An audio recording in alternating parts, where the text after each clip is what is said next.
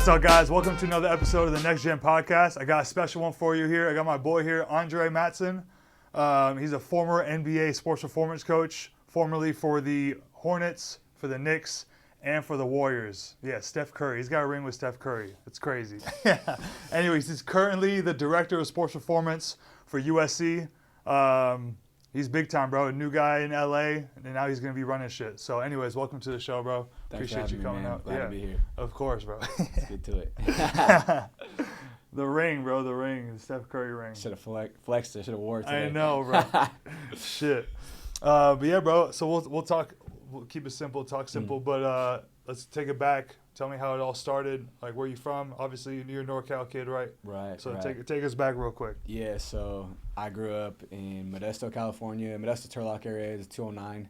It's a Central Valley. Nobody really goes there. You just buy like walnuts and it's all the agriculture stuff from there. Anyways, I grew up playing basketball. I was a diehard Warriors fan.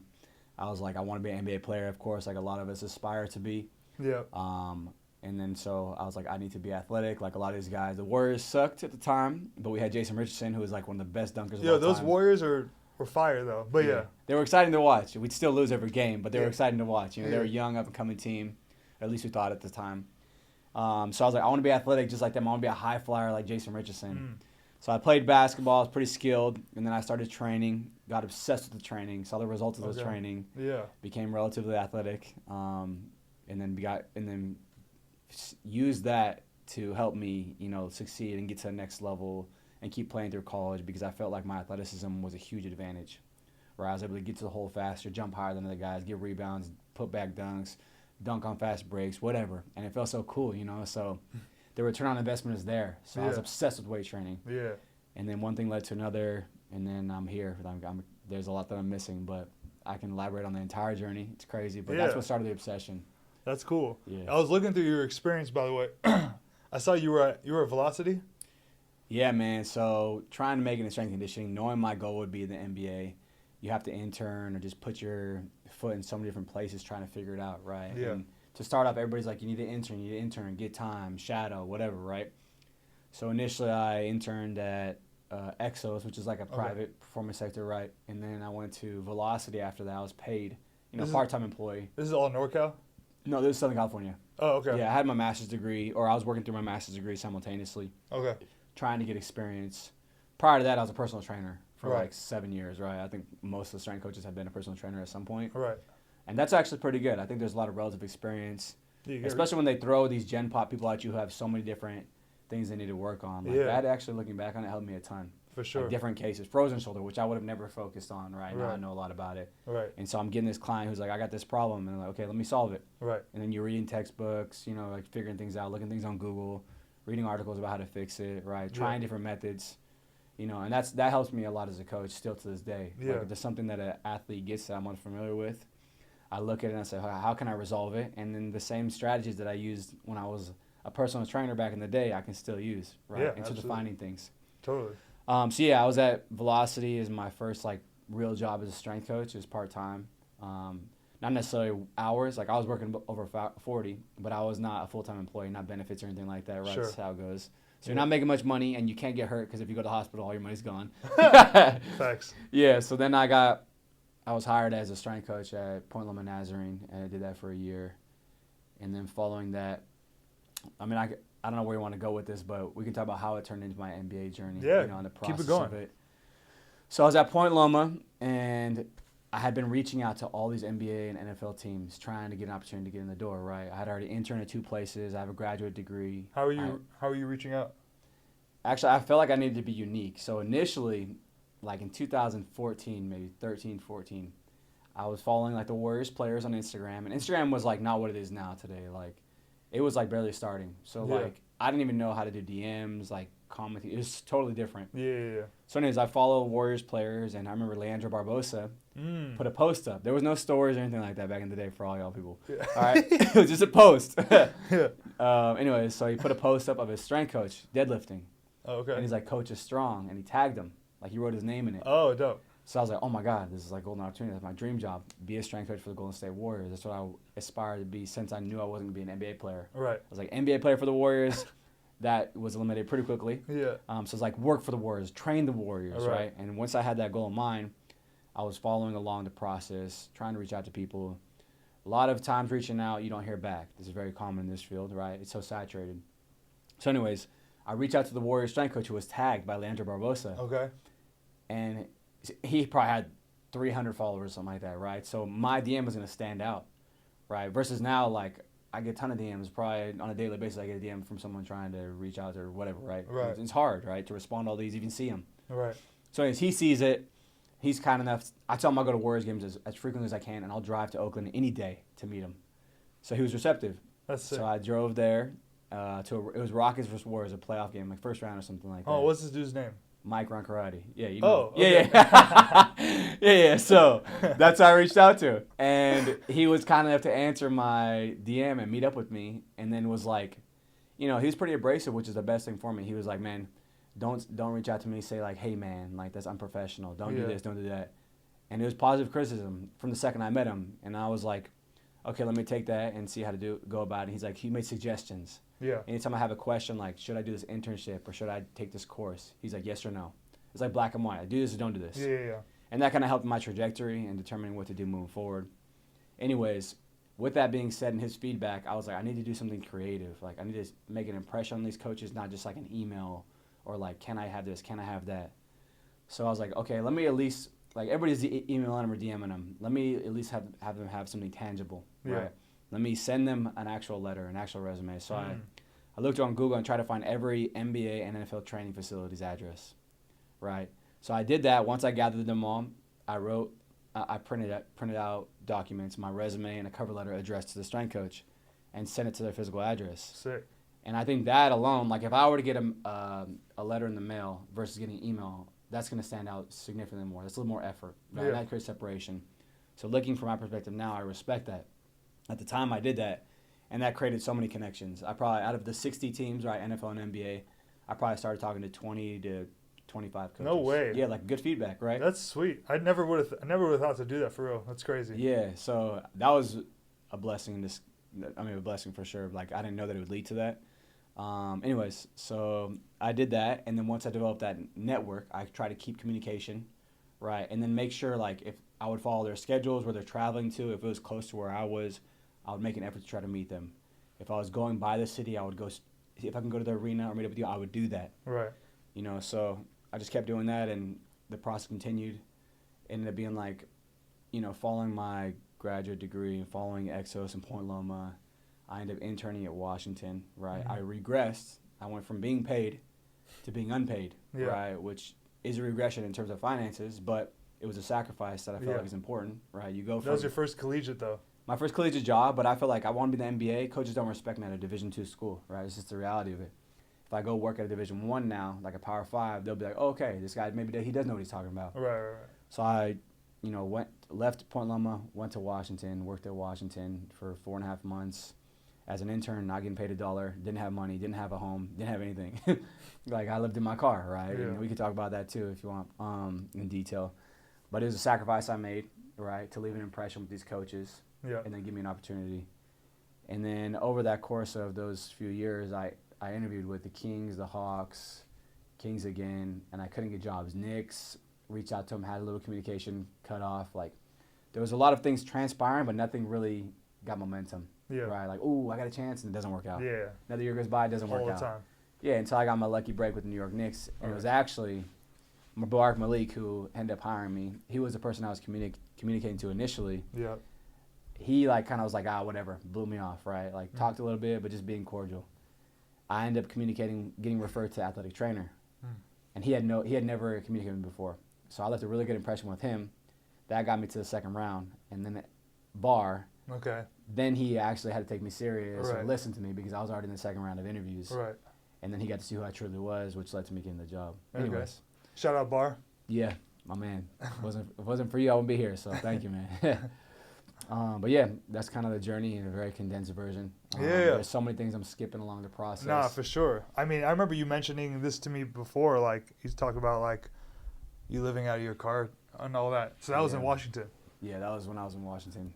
Because Share the grind, because I feel like it's important to for people to hear. Yeah, we got to understand making a strength and conditioning is very difficult.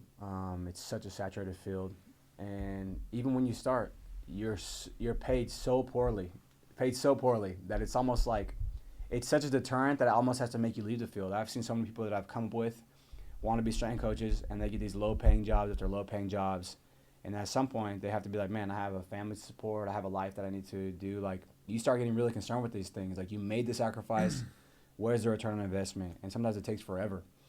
So a lot of these guys will go into different careers, and I feel like 100%. The ones who just kept fighting through it, have seen, some of them, still some haven't, have seen the rewards of just being patient. So for me, knowing that's what I wanted, I was determined to have that. And I wasn't taking jobs anywhere else. Like, I had a couple medical sales jobs offers, and I was broke. So getting a medical sales job offer for like $80,000 when you have no money, $80,000 back in 2016 is like probably $110,000 now, or maybe even more, right? So it's like a very appealing job offer. But then I asked myself, what do I want to accomplish? Like, what is my dream? Am I giving up on my dream and looking for something comfortable? I'm too focused on compensation versus my passion. So I get these opportunities with this company or that company, and I back out of every interview process. I'm like, I have to stick to it. With that being said, I knew that I needed to sacrifice more. And I was already living with 6 people in a house in San Diego just so we could all make rent. And I was like, you know what? I don't even need a house. Like, I've read or I've heard stories about all these successful people, like celebrities that have lived in their car, been homeless, or struggled, and they talk about how good it was for them. And I was like, if it's so good for you, maybe I should try it. Maybe I should experience it firsthand and see what it does for me. So I got this unpaid internship opportunity, living in Seattle where rent's really expensive, and I was already broke. There's really two options that I had. I get a credit card and I just load that thing up, right, along these 4 months, right? Or I embrace the living in your car, being homeless process, right, and have the discipline to fight through it and maybe learn some things that these celebrities talk about, right? So let me do it. Took all my seats out, built a plywood bed, cut my Tempur-Pedic mattress in half, stacked it so it was comfy. Wow. Damn. Yeah, and then just bugged it out, drove out there. Remember my first day, I was excited driving from California to Washington, and I stopped, like, after driving 10 hours or something like that. I stopped in Oregon, and I was like under the impression that you can sleep at any Walmarts, or I didn't know that there was a lot of issues with living in your car. Like, it's actually against the law in a lot of places. Oh, wow. Right. I didn't know that, and I already signed up for this, and I was already committed completely. I was driving down there. I get to some place in Oregon at Walmart, and I sleep in my car. And security's like, hey, you need to get out, it's not allowed, whatever. And I'm like, damn, he's like hella hard on me. I'm like, why? And then so I started looking on Google about all this stuff. Where can you sleep in your car? Where can you sleep in your car? Whatever. It's illegal in a lot of places. So it's like, man, I'm signed up for an internship, and it's actually illegal to do what I'm doing. Damn. So I was like crying. Man, I cried so much in my car, you have no idea. But yeah, I went through. It was a good thing. So I was like, whatever, I'm still committed to this. Drove to Seattle. I was like, I'm going to have to be creative in where I sleep. Not only am I sleeping in my car, it's uncomfortable, right? But now I have to figure out ways to be elusive. Right. Right. So I committed to that, kept going, get to Seattle. I remember the first night in my car. The most restless sleep ever. You're so paranoid. You have to get over the paranoia. That takes a couple weeks. Damn. And then there's always people like walking by you, making noise, cars driving by fast. You never really get full, I bet you I never got into like light sleep. I was in REM sleep all throughout the night. Like, I don't even know what deep sleep is. Didn't feel that for those 4 months. But anyways, like, cars parallel parking. My car got hit so many times, I can't even tell you. Yeah, really? And I can't just be like, get out, hey, I'm in here. Don't hit my car. It's illegal, and it's like embarrassing. So anyways, yeah, I did that. I did that for a while. But it was the best thing that ever happened to me. There was like so many nights where, fortunately, UW would provide food for me, like as an intern, right? So I got fed twice a day. Right, but outside of that, I really didn't eat. Unless it was like a weekend and we were off, or it was late and I was starving, I would just put in my credit card. So that I started to accrue some debt during that time, but it was the best thing for me. It made me be so disciplined. Plus, it was summer, and it was like 85 degrees usually in Washington, and the sun goes down at like 9:30, 10 every night. Damn. And in the car, I could have my windows down, so it was even hotter, probably at least 10 degrees. So if I try to go to sleep at like 9 p.m., not only is it light outside, but you're going to sweat yourself to sleep. Yeah. So I know a lot of you guys have tried to sleep. Like, how do you feel when you're sleeping in a warm environment? It sucks, right? It's the worst. So that was my only option. So I was like, I was resistant on going to. I was reluctant to go sleep in my car or go to my car anything before it be cooled down or before it was dark. So I finished my internship, and then I'd go to the library and study some more, or I just work. Like it ended up being like 16 to, probably 12 to 16-hour days every single day for like 4.5 months, and I just developed this level of discipline that I feel like I've inherited and I carry to this day. Not to that level. So like, with all that being said, the adversity of living in your car and struggling like that was the best that ever happened to me. I think if I didn't do that, I probably wouldn't be where I'm at now. Yeah. Right. You have to fend for yourself. Yeah, and the story you have with it, and I think when people started to hear about it and see that I went through it, they respected me just from my actions alone. For sure. So all that was a great thing for me. Like, I have no regrets, and I would encourage people to do something like that. Not necessarily live in your car. If you have to, it's okay. But if you need to create different levels of adversity in your life, I would do that. Like, even to this day, I still try to create different levels of adversity in my life to remind myself that things need to be hard. Right. Yeah. It's good to have hard things. Like, you need to have challenges for sure. For sure. You don't want to be complacent. Never. But like, with that being said, that story is like, obviously I'm going to ask you a couple questions right now, but that story is, obviously it's about you making sacrifices and you doing whatever it takes. But I think what like people can take away most from that is like you didn't have a plan B. There was no plan B. No way. The plan was the plan, and that was it. Like, it was, make it or bust type shit. Yeah. So, I mean, like, that's a crazy story. But what I was going to ask is to keep going, meaning like, so what was it like actually working? You know what I'm saying? Like, how'd you shower? How'd you eat? Like, I know you swiped the credit card. I've been there too. I've had 8 internships. So I worked for free. Man. I worked for free for 2 to 3 years. Man. So like, I get it. I'm swiping that credit card. Right. I had like, it's not like a crazy amount of debt, but I had like over 10 racks of debt for sure. And like, I mean, that's gone now. Like, whatever. Right. I'm good now. But like, there was a point where I was like, I don't know what the fuck to do about this debt. Like, right. I was just trying to make it. Like, I had, whatever. When I lived in Israel, I had 3 jobs for free, all internships, right? In a different country, overseas. You know what I'm saying? And I was taking the bus to work, or just jogging, or a bike, whatever. Right. Whatever it was, a bike, whatever. Or like coming back here, obviously, like, I'm super fortunate. I had my parents, so I just, if like when things are bad, I was staying at home. You know what I'm saying? Yeah. So, luckily I had my parents' support and had them to be a resource for me. But like, even still, like, I was still broke and figuring it out. But like, I had my mom who's like, for whatever reason, she trusted me. Like, for me, it was the same thing. It was like, there is no plan B. Like, the plan was the plan. Love that. So, I was just doing whatever it took, But like, what you said about like not going home, obviously your reason for not going home was different than my reason not going home. But for me, the reason to not go home was like, there's more to do. Like, so like during that time, like all I did was, I was either working, studying, or training, like working out. You know what I'm saying? And that was it. Like, it's all I did. I wasn't going out, none of that shit. And then when you say living out of your car, definitely I got nothing on you. But when I was in Vegas doing summer league stuff, it was like summer 18, I was pretty much living out of my car, and that's like 115 degrees. Yeah. That shit was the worst. That was like the worst thing ever. It was like the worst thing ever. Eventually, and it's crazy because eventually I got a hotel room. I like scraped some money together, or maybe I swiped my credit card again. I don't remember. Either way, I was like, whatever.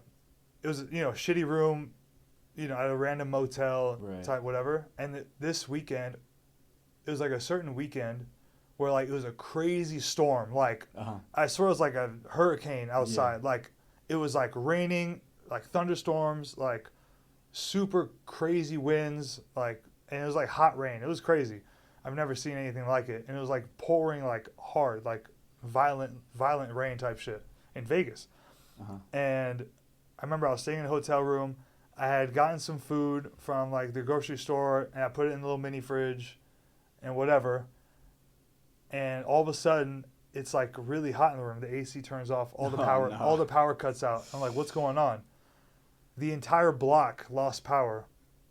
And then like everyone that was staying at the motel was like in the lobby trying to figure out what's going on. Yeah. All the lights are off. Even like in the casino, all the lights are off. All the machines are shut down. Whatever, all that shit.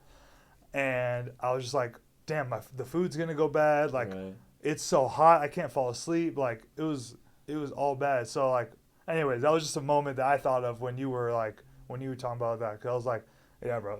Yeah, like 100 break, man. Yeah. I was like, what's going on? Yeah. But anyway, sorry. Back to you real quick. So back to your story. So you're at Washington. Like, yeah, where'd you shower? Like, all that shit. You know what I'm saying? Like, you showing up. Like, those are huge constraints. Yeah. So, showering. When I was working, I had access to showers. Like okay. The staff locker room. Okay. Right? Okay. But when I wasn't working, that was something I had to figure out. Right. So I had a membership at 24 Hour Fitness because I was a trainer there originally. Okay. So I just maintained my membership after I resigned, whatever. It's like, I don't know, at the time, probably $20 a month or something like that. Okay. They gave me access to all clubs. Okay. So if I ever need a shower or go to the bathroom, because I don't have access to UW at all times, right? Only when I was working. That's right. So I would just go to 24 Hour Fitness, shower, go to the bathroom, be strategic. If I had to pee, I had a cup. Like I had like a shaker cup. That's so nasty, bro. I had a shaker cup I'd use consistently, and I just wash it with bleach, No every way. few days, yeah. But I would like pee in that and close it, and then in the morning I'm gonna dump this out.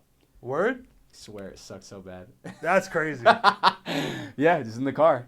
And then if I had to do it number two, I need to be strategic about that. Yeah. Yeah.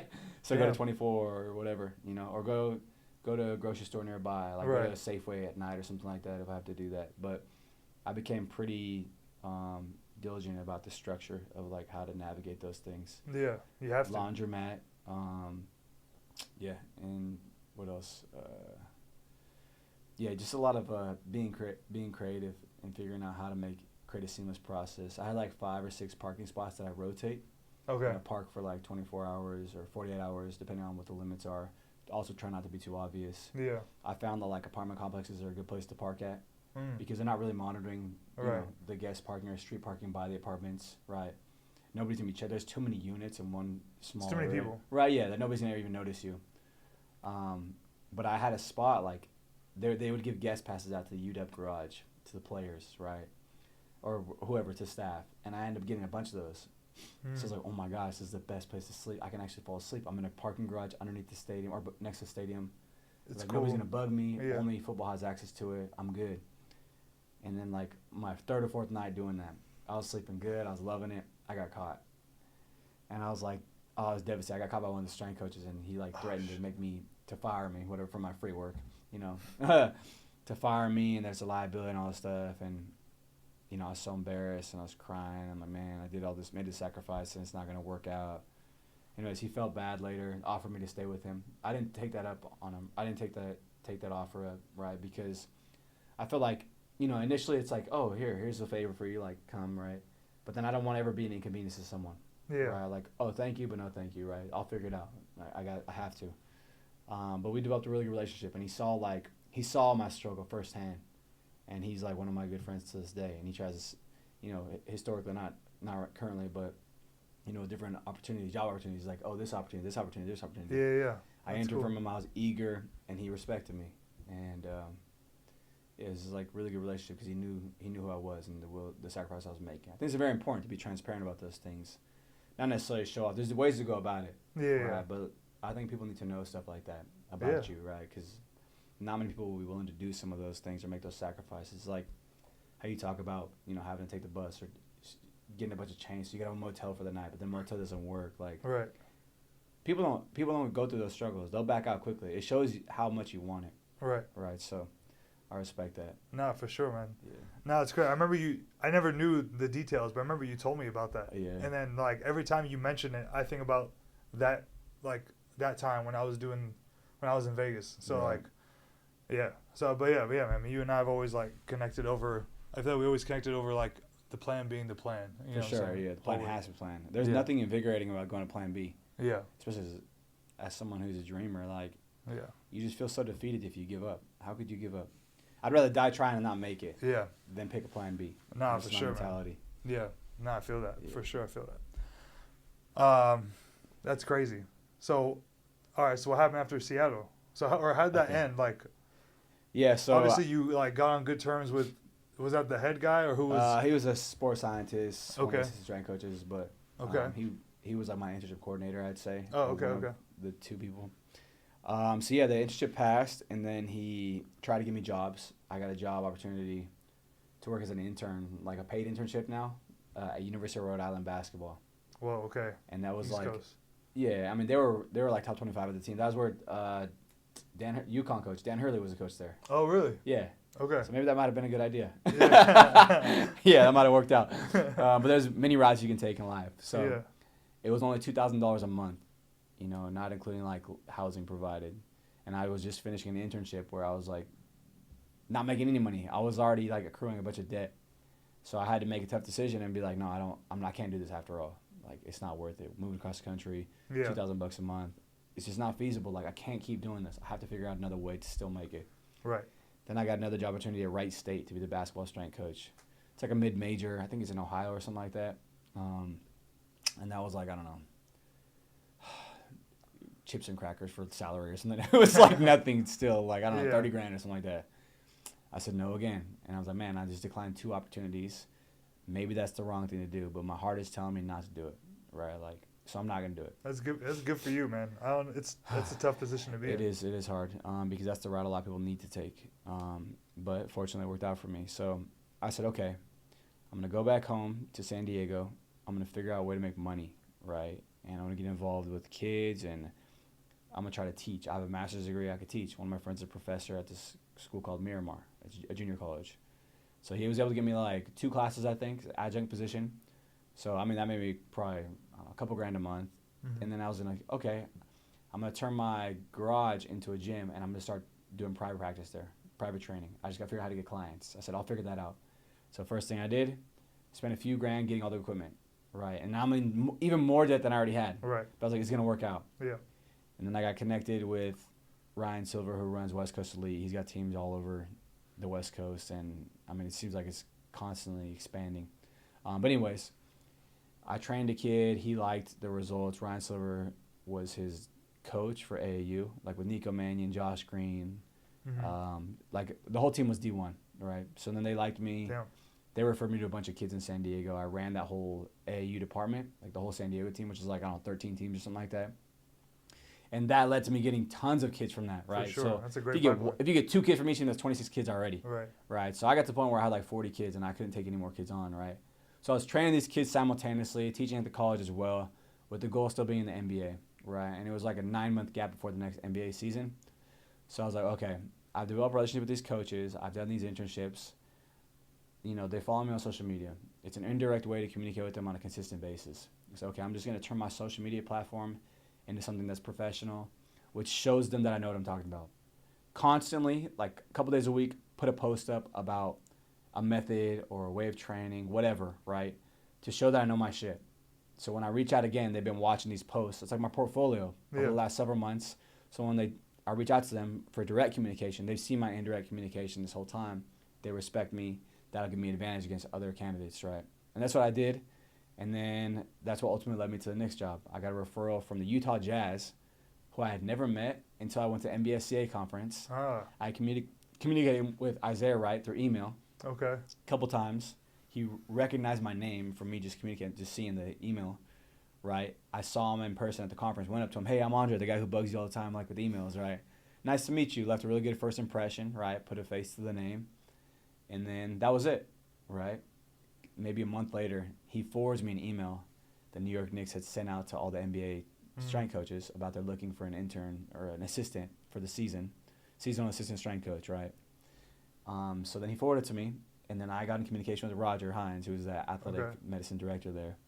Did an interview with him, then went to Vegas, met him in bar there, then got hired after that. But it's crazy because it all started with me reaching out to 60 teams, right? By sending them a physical letter and a resume. That's how I started talking to Isaiah. Then those emails led me to meeting him, right? I ended up meeting him, and that conversation history that we had through emails and through my letter gave me enough respect for him to be receptive to listening to me. And then he liked me enough to forward me that, which he didn't have to do. Yeah. Which then led me to the Knicks. Anyways, there's so many things that line up in life. Yeah, that have to work out, and you don't understand the time. just like I got this job, I'm sure I'll talk about that too as well, like all my USC stuff and how I got here. Yeah. But it's crazy looking back on all this stuff. Like moments that you don't think have weight have tons of weight, and moments that you think that I don't know are completely irrelevant are super relevant at times, and you'll find out way later, which is pretty cool. Yeah. But, So you did a lot of work on the front end, bro. You did a lot of work like planting seeds on the front end. You did you did what you're supposed to do, but at like the highest level. Like I emailed a few people here and there, but I never sent out letters. That's like a step up for sure. And then like, yeah, obviously you go to the conferences and you're trying to like put a face to the name type stuff and all that sort of stuff. But no, I mean, you did it at like the highest level. Like you did everything right. Yeah, I mean, I'm fortunate at the end of the day because there's a lot of people who try to do creative things just like this and make the same efforts, and it just doesn't work out. Yeah. I mean, so totally. God, there was a blessing from God, and I just kept following it. I put my heart into the things I can control. Yeah. And then He led the rest of the way, you know, a lot of this stuff. So I have a lot of gratitude. Yeah. No, it's crazy, man. Yeah. All right. So you finally made it. Yeah. You made it, bro. You made it to the league. Yeah, we're in the league. So let's talk about highlights now. Okay. All right. So let's talk Knicks first. Obviously that was your first stop. So like, what was it like being with Barr at the New York, all that? Man, talk about highs in life. Like being in the NBA, I've got to experience moments that, like, I had dreams, but my dreams weren't even this big. So I just thinking about it and talking about it, like sometimes, like, because life goes so fast, you tend to forget about these moments. Like sometimes I'll just sit down and just try to recap in my mind. Yeah. Because you don't really appreciate the moments at the moment because there's so much going on. You try to and you can't soak it in. Yeah.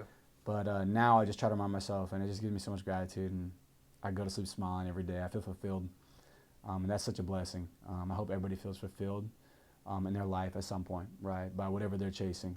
But yeah, started with the Knicks. I remember before my first day, I could not sleep. I was so excited. I was laying in New York. I moved into this room at some lady's house, and I was just like euphoric, like, oh my God, I'm about to be an NBA trainer tomorrow. Like, it's the coolest thing ever. And then I remember, like, he's like, let's work out at like 6 a.m. or something like that. And I just came from California the day before, so I was like, it's like 3 a.m. And I didn't sleep. I'm like, all right, I'm about to get an hour or two of sleep. Don't care. I'm so excited. I pulled up. I get in the facility. I'm just in awe, right? And you got to contain yourself, act professional. Like, yeah, like you've been there. Yeah, I belong here. Yeah, this is nothing to me. Yeah. But you're just like inside, like, ah. And did like a first workout together. I was going so hard, because it's at all PRs, like all-time PRs. Probably that first day. Like even to this day, it's still a PR if I was just trying to test them. But yeah, that first year was incredible. The first time in the Garden, man, I was crying. We do the national anthem, and I'm standing there on the court, and I'm looking up in the stands. I'm just crying, man. It's crazy because I remember my whole life, anytime I get to go to a game, I was like so happy just to be in the arena, to be in that environment, to watch the players from like the highest point, like standing room only stuff. That's all we can afford. Right. To be from that top point to the floor is like the best feeling. Like it was so rewarding. And I'm looking up there and I'm like, man, I can't believe I was at the top, now I'm at the bottom. Yeah. Like started at the top, now we're here. Yeah. I feel like Drake. But opposite. Anyways, yeah. So although we were bad, like we tanked to try to get Zion. It was the best experience ever. You're in the Garden for your first job. Yeah. Every game was still nearly a sellout, and we That's were like crazy. expected to lose. Yeah. But yeah, and then living in New York City, so fast paced. Like I feel like for my first NBA job, like that's the most intense, experience you can get. I'm sure. Being in the NBA, like Knicks. Yeah. Like that's the team, right? big And you're time. in New York City. Right. So that was incredible. My seasonal internship was 11 months long. So I went back to San Diego for like 2 months, and then during that process, I got the Hornets job. This is how crazy networking is, right? When I was driving from California to Seattle to go intern at UW, like I said like 10 minutes ago, I would reach out to coaches and go out of my way to meet them. On my way, I had DM'd Adam Linens, who was the head strength coach for men's basketball at University of Oregon. I had DM'd him like several days prior, planning like, I'll stop in Oregon on the way, meet him, hang out for a little bit, maybe get a lift in, and then go to Seattle. He didn't know how to work Instagram, so I DM'd him. He never read it. I'm like, dang. So then I messaged him on the comments, and he saw it, and then he's like, I had to ask one of my players how to check a DM. So then he saw my DM, and he's like, yeah, I'm supposed to go mountain biking today. I don't know if I'll be able to see you. For some reason, his mountain biking plans didn't work out, got canceled. So by the grace of God, he was available, and that's one day that I was in Oregon. Wow. So I go to University of Oregon, and I meet up with him and go inside his weight room, and we talk. Like, he just starts asking me questions about strength and conditioning and just getting to know me. And we talk for, like, I don't know, an hour or so. By the end of the conversation, he was like, I think the women's basketball team might need a strength coach. Would you be interested? That's when Sabrina was there. Oh, wow. And I ended up not getting, they ended up promoting, like, an intern, right? But just that opportunity alone, just from that, right? Yeah. Crazy. Like, I left that good of an impression. For sure. So anyways, we just kept in contact, mostly indirect through social media, right? I go work UW. I go work for the Knicks. Right after my first year in the Knicks, Adam gets hired at Charlotte by the Hornets. He hits me up. Oh, we go to the Combine. At the Combine, he's like, hey, I got something you might be interested in. Oh, okay. I'm finishing my Knicks internship. I'm looking for an opportunity. He's like, I don't know if you have anything yet, but would you want to come to Charlotte? Wow. Like as an assistant and then a G League role. I was like, heck yeah, I want to do that. So that led to me being in Charlotte. Damn. So I was in Charlotte for a year and like 3 months or whatever, COVID included. So really like 9-10 months, I don't know. And that was a great experience. My first time leading a team, right? With the Knicks, I was an assistant, so my role was diminished. My first opportunity was at the G League. I had like 15 guys or whatever, and got to establish my culture, my protocols, everything from me, right? Without anybody trying to give input. Adam would overview, but he was a great boss. Like he would just give me, oh, okay, yeah, I like that. That's cool. Like very receptive. That's like cool. he understands that it's not my way or the highway. Yeah. That there's many ways to get things done. And that helped me grow a lot as a coach. And he actually asked me questions, like wants to learn things from me. Maybe there's some things I know that he doesn't know, vice versa. That's great. Like, that's a respect thing. I love that about him. He's a great guy. But yeah, so I was at Charlotte for like a year and 3-4 months. And then crazy, right? You got to always trust your intuition and follow your heart and stand for what's right. So I did something that a lot of people were like, you're an idiot, right? I was with the Hornets. And I felt like I was taken advantage of, right? I was already very low paid, under 40 grand, right? But they had paid for housing. And I just don't want to disclose too much information, but there was like a verbal agreement that was changed, right? And maybe because of financial stuff, COVID, who knows the influences that change things. So anyways, I end up leaving. I have a decision to make. I was trying to argue back and forth with the management, basketball operations, or the front office about my contract, right? And things were changed, and then it started to create like disconnect or just abrasiveness, right? And I didn't like that. So the right thing to do before I compromise any relationships, because I'm not getting my way, I'm not being treated justly, I'll just step away, right? Know that I care for you and like I want the best, but there's probably someone else who's better, right? That means I was sacrificing my NBA opportunities, like walking out of the NBA. Wow. Compromising that. And my first opportunity is ahead. Yeah. Right, my second year in the league. A little early to be doing things like that. Right, but I feel like I had to stand for what's right. I think there's better days ahead, and I just got to know what I'm worth. So I did that. I quit. It ruffled a lot of feathers. And I was like, you know what? I'm going to go back to San Diego. What did Adam say or think about that? He had a hard time with it, but he respected it. Wow. Yeah, like he's like, okay, I get it. But it also was like, to be honest, it was not the best look for him. Yeah. Right, because I work under him, and like your employee is doing this shit. So I'm sorry about that. That's probably not the best thing for you, but I know he understands. It was for the best thing in my life, right? So as a person, like I love him as a person. He loves me as a person. I think he respected that. As an employee, maybe not the best thing to do, but I had to do it because you have to stand for what's right. So I was like, I'll go back to San Diego. I got this invention I'm working on. I got a professor, my business stuff. I'm going to figure it out. I know this. I was in San Diego for 2 weeks. Warriors called me. Unprovoked. Didn't apply nothing. Warriors called me. Hey, we heard you're good. There's a position that might open up. You know, one of our guys is interviewing with the team currently. Did you know who called you? Or like, Or did I? What do you mean? Like, what made them call you? Like, they knew that you left? They knew I left, Oh, and they had heard about me. Okay. One of my former coworkers had taken a job there. Okay. So she was like talking. I don't know how the conversation started, but my name was brought up. Okay. They're like, okay, yeah, he's a potential candidate. And I think the timing was good because I was unemployed at the time. They had to go to the G League bubble, and it was like a quick turnaround. And the guy was leaving. And it had to be all done very quickly, within like a week or two, right, before I had to go. So anyways, they tell me, oh, you're a potential candidate, whatever. The guy gets a job, right, with the NBA team. The position's open.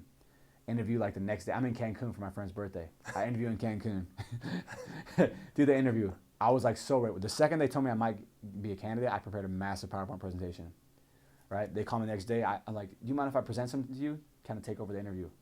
You have any questions? Don't feel free to interject. But I just want to show you who I am. And I presented to them.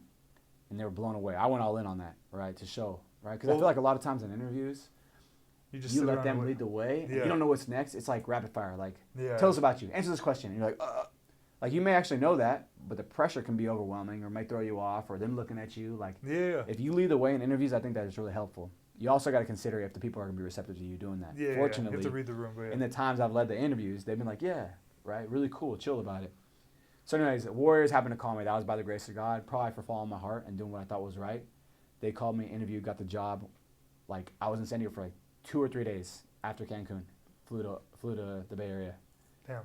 Worked for the Warriors. And then the journey continued for 4 years, 4 seasons. That's crazy. Hold on. Yeah. Pause. So, or just real quick, because I feel like, I mean, I want to know, but Yeah. also like people that are like, just from a, call it a professional development perspective, Yeah. what was like generally, you don't have to give specifics if you don't Yeah. want to, what was in that presentation? Okay, so I even did the same thing with USC, but it's much more elaborate. I would say first thing I do is talk about my experience or my academic background, right? It's like a resume. Just present the academic experience, work experience. Then what I do is I talk about my basketball experience. I think that's a huge advantage for me as a strength coach is that I played basketball through college and I play basketball to this day, like all the time, right? So it's relative, and I think it helps a lot buy-in with the players. Like it just goes on. I can go on and on about how good I think it is, right? 100%. So I talk about that, and then while I'm talking about basketball, I talk about how athletic I am, right? Like I take pride in being athletic, and I train every day to be athletic. Like I want to compete with my players and beat them occasionally, or at least get close, because that alone gets tons of respect, right? Totally. Or even if I try, I don't have to win, but if they see me trying as hard as I can, that creates an expectation for culture. When I go in the weight room and I tell them they need to work hard, I'm asking something from them. They know that I'm willing to do the same thing, right? Because I've shown them through my actions. I try to lead everything with actions in my life. So yeah, that's what I do in like the third part of the PowerPoint process. Then I talk about like my systems. I talk about who I am as a person, right? Like my experiences, my trials, the people I love, the sacrifices I make, right? Because I think they need to see character, right? Don't be so black and white. Like show them who you are, right? And I think if I show them my character, I think I take pride in like always standing by like who I am and having discipline in my life. And if I can have discipline and show that I have discipline through my actions, they'll respect me, right? Yeah. So that's another way to show. Ultimately, like as an interview, if I'm giving someone an interview, yeah, I'm sure you got to this point, like to get this interview for whatever job it is, for a reason, Yeah. right? You have the qualifications within your resume. Okay, so how can I create separation between you and all the other candidates? Right. I'm not gonna ask you the same question. You might have a little bit better answer, but I can't really differentiate. Like, okay, what's a Jones fracture? And you give your answer, and this person gives their answer, right? It's not going to separate anything. Yeah. Okay, but then I start asking questions about your character. How would you respond to certain situations? Now I'm seeing who you are. Like, tell us about, your best experience with a player. Or tell us about a relationship you have with them now. What is it like? Like things like that. Yeah. Now I'm seeing who you are. You're personable, things like that. So I try to show that in my PowerPoint presentation. Okay. And then my beliefs, my strength training beliefs and my methods of doing things. Yeah, like philosophies, I all think, that. I think that's very important to have you don't have to have the structure that fits theirs, but you have to have a structure, right? Like I do things a certain way and I follow systems, right? And if I show that I know and I have reasoning, Yeah. that's the biggest thing. I think if someone has a program, there's so many like if I have an intern present a program to me, they can all be different. Like if I have 5 interns, they all show me programs. They're all different, right? Then I would ask questions. Like, why are you doing this? Okay. Exactly, yeah. And do you have a justifiable reason to why you're doing these things? And does it make sense? Yes or no? If it does, great program, right? That's it. What is your intentions of it? What are you trying to provoke? What's your vision in the future? Like, does it all line up? If it does, amazing program. Yeah. Right? What are you chasing? Yeah, exactly. And some people just throw shit together, and that's the problem. No, right? yeah. Writing a program is like telling a story, really. That's For sure. That's how I think of it. Yeah. It's like from a micro scale to a macro scale, it's a story. Like you're trying to get somewhere. You're trying to do something. Yeah. Super smart. Yeah. So that's kind of how the presentation looks. But the biggest things I would say is show them who you are. I'd say that's what creates separation. A lot of my stuff. Yeah. Show them who you are. Why are you passionate about it? Why does it matter to you? What's your purpose? Like I know my purpose, right? I think everybody should try to identify their purpose. It makes them feel purposeful, and show that to them. Like this is bigger than just basketball. I mean, there was an instance when I was at the Warriors when I quit. Not many people know this. I literally handed my letter of resignation one morning because things weren't.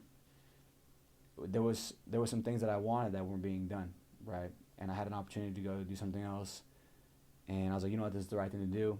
I do not want to leave the Warriors, my favorite team. I'm so happy here. I'm so passionate about being here, but I have to do this, and I really don't want to do this, but it's the right thing to do. And I handed my letter of resignation, and they were shocked. But they knew me as a person by that time. That was like 2.5 years in. They knew me as a person, and my reasoning for leaving was correlating with who I am as a person. And so that was very impactful for them. They respected that. And then they're like, how can we – they care about me as a man, I'm not a number, right? I'm not just an employee. Yeah. So they're willing to make these adjustments to keep me happy and make me feel like I'm fulfilling my purpose. And so I stayed for the Warriors for 2 more years after that. Wow. And it was incredible. And I think both sides benefited. Like, because they respected me and they were receptive to listening and wanted to help me, that showed me how they truly feel about me. Yeah, made you feel valued. Yeah, and so like, I'm staying. I want to rock with these guys, you know? So sometimes you got to do stuff like that too. And I was respected more because I stood my ground. Yeah. Right? So it all comes back. Yeah, that's big time. Yeah. All right, hold on. We didn't even talk about the Warriors yet. Okay. It's crazy. We're still on the experience. Oh, man. It's crazy. No, this is great. Bro, your story's crazy. So I hope that whoever's listening can be inspired or learn some things from it. Yeah. And know that it's not linear. Yeah. So far from that. Definitely not linear. Absolutely. Yeah. Yeah, with my Warriors. All right, day one, Warriors. Was good. Day one, Warriors. Man, it was during COVID, and I was assigned to the G League to work the G League bubble. So it's very, a very different experience. Something that's like nobody will probably ever experience again. So anyways, I remember we had to wear masks, and we had to meet them all through Zoom. Right. And then we were allowed to go outside, so I trained every person individually, did all their screenings individually with masks on with like 6 feet distance. There's no groups. No groups. So they went to we either met at this like athletic facility, it was like a big turf area, or we met at the beach. Okay. To do the whole protocol. So that like. This is where? Orlando? No. No, this is in Santa Cruz. Santa Cruz. Okay. Yeah. So I did that, and then from there we went to the bubble. The bubble is crazy. You're literally in a bubble. You're isolated. Damn. You got to wear masks in there too, full time. Damn. But it was cool. I mean, but for 6 weeks we were there. By the time you get to like 3rd or 4th week, you're like, oh man, I'm ready to go home. Yeah, I bet. But it was a great experience. Then after the bubble, I was supposed to go back to Golden State because my role was like a 2-way role. So we go back to SF. But I wasn't allowed to for, I don't know, maybe 5 or 6 months, maybe less than that, because like they had like tiers of restrictions, like employees, like level 1 employee can be there, level 2 can't, level 3 can't, whatever, right? So I was excluded, so I couldn't go there. They got eliminated in the play-in game anyways, so season ended, and then I was able to go there like July 1st or something like that, and then I worked July 1st in San Francisco, getting COVID tested every single day. It's crazy. Yeah. And then started the 2022 year. Yep. And then like midway through the year, restrictions were dropping significantly. And then I worked Santa Cruz for 5 months. And then during that time, kind of dual role. So I'd work every home game that wasn't conflicting with the Santa Cruz game. Yep. So, I mean, I worked every day for I don't know, that 5-month period, every single day. You know, which is great. I loved it. It was my first time working home games for Warriors. I was like, hell yeah, it's not even work for me. This is fun. Yeah, it's where you want to be. Yeah, so I did that. We had a fat playoff run all the way to the championship. Incredible. I got to travel for the finals too with the team. Damn. And go from be there for game 1 through game 6 in the locker room, feel the emotions. The coolest thing ever, man. Dream come true. Feeling how you feel being down 2-1, seeing how the players respond. Not sleeping because you're mad. Not sleeping because you're happy. Watching Steph go off. Oh, my God. Just everybody. Just like the cohesiveness. Yeah. The passion. And then winning the championship in Boston. Like, best night of my life to this point. I mean, I'm not married, so hopefully that's the best night of my life when that day comes. Or when I have a child. So I look forward to those days. But to right now, that's number 1. For sure. Incredible. I'm just sitting there, and it just feels surreal. I'm like throwing champagne everywhere, spraying on people, getting sprayed in the face, wearing the goggles. Take the goggles off because I'm like, they're all blurry and they got shit in them. Take them off, get sprayed in the eyes, put them right back on. I'm telling you, like, for 30 minutes, like, you cannot take the goggles off. If you do, your eyes are going to hurt because of the pressure. People just holding this squirt eye. Yeah. Like, probably went through like at least 100 bottles of champagne. Damn. It was crazy. Yeah, and you got like these tons of celebrities in there with you. I don't know how they get in, but they get access because they got power. Yeah. Then we go to a club right after. We're partying in the club till like 5 a.m. Man, wildest night ever. It was so cool. And then the next morning, fly back to California, 6-hour flight. Everybody's got blankets on their heads. Everyone's dead. Yeah, and then the parade the next day or 2 days later. So cool, man. That's crazy. Yeah, dream come true. Yeah. That's wild, bro. You, like, really, like, in terms of, like, I don't know, as far as dreams go, I feel like you lived it. You know what I'm saying? Yeah, my dream was just to work for the Warriors. Exactly. And little did I know that I'd win a championship with them. Like, they sucked my whole life. I expected to work for them and suck. Like, yeah, we'd be trash, and I get to work for them. Hell yeah. And we were the best team ever. And, like, I idolized Steph Curry, like, as a young hooper. Like, he was playing in college while I was playing in high school. I was, like, 2 years behind him. I think he's 2 years older than me. So I'd watch him as, like, I was, like, a junior, senior in high school. And then I'd watch him when I was playing, and he was in college. And he gets drafted by my favorite team. I remember where he got drafted at. Like, I was literally sitting in a bank parking lot in Modesto, my hometown. Wow. And they picked his name. I was like, yeah. And I cried like a baby. But that's how much it meant to me. I was like, yeah, we got Steph Curry. I was so happy. Little did I know I'd be training him on occasion, like, 10 years, 12 years later. Like, yeah, it's incredible. It's crazy. I have the conversations with him. Like, yeah, it's wild. Life is good, man. Who did you – so on the squad, I feel like I wanted to ask you on each one on the side. We'll stick with the Warriors right now. But, like, yeah. I don't know, who are you close with on the squad? Like, yeah. So one thing that's different between college and the NBA is, like, your ability to get super close to players. Like, in the NBA, it's a little harder, especially if they're a vet. Like, if I got hired by the Warriors and Steph was a rookie, you know, and I was with him his whole career, I feel like we'd be extremely close. But me coming into the team as an assistant and coming in when they're already, like, the big three, right, is already, like, in their 10th year. Yeah, it's different. It's hard to get really close to those athletes. So a lot of the young guys I'm really close to, you know, you take them on your wing, their rookie year, they rock you through these moments. They don't have all these people, you know, these crowds or people affiliated that they're friends with. Like, so they want to hang out with you. They're available. Yeah. Right. They'll do things outside of work together. You could have these. You could be a mentor. Like, I can't be a mentor to Steph. No. You know. Yeah. So it's just a little bit different. So For sure. Those are definitely constraints. In college here, like, all these guys are in an age group. I'm older than them. We are like family. We do more things together as a team. There's a lot of cohesion. Like, it's just much different. You have more impact. Yeah, I feel for much sure. more purposeful here. But in the war, with that being said, in the NBA, it's hard to have long-lasting, really impactful relationships unless you came up with a guy around the same time. For sure. And you guys stayed together for a long period of time. Totally. Right, more of like a mentorship perspective. Yeah, So- no, for sure. I mean, like, for me in the league, like, the dude I was closest with, or the dudes I was closest with, I would say, like, I mean, Vic, we weren't, like, super close. He was he was obviously the Right. star of the team at the time, but, like, Vic, like, but we spent a lot of time together. Like, he was always the first one in, Mhm. and I was always there. I lived at the facility. Yeah, that's how it goes. Yeah, so like, you know, first one in, obviously we're talking music, whatever, it doesn't matter. Yeah. I remember, like, bro, we played, I love just getting shots up with the guys, or even just rebounding for the guys. I'm just happy to do that shit. Yeah. So, like, I remember, like, we're playing, I was like, I want to compete against these guys. Like, I'm no NBA player, but, like, I want to compete. So, like, I remember Doug McDermott. Uh-huh. So I feel like me, Vic, Doug, and Tyreek Evans. Those are probably, like, the dudes I felt closest with, I would say. And then maybe, like, Kyle O'Quinn, just because but that's because he fucked with me a lot. Yeah. He's cool. Yeah, he's cool. He's funny, bro. Anyways, so Doug, I would always, every practice, after every practice, always, he did his drill. He did the Kyle Korver drill. Uh-huh. I don't know the names of all these drills, but I remember he did the Kyle Korver drill and other drills, and I'd always rebound for him.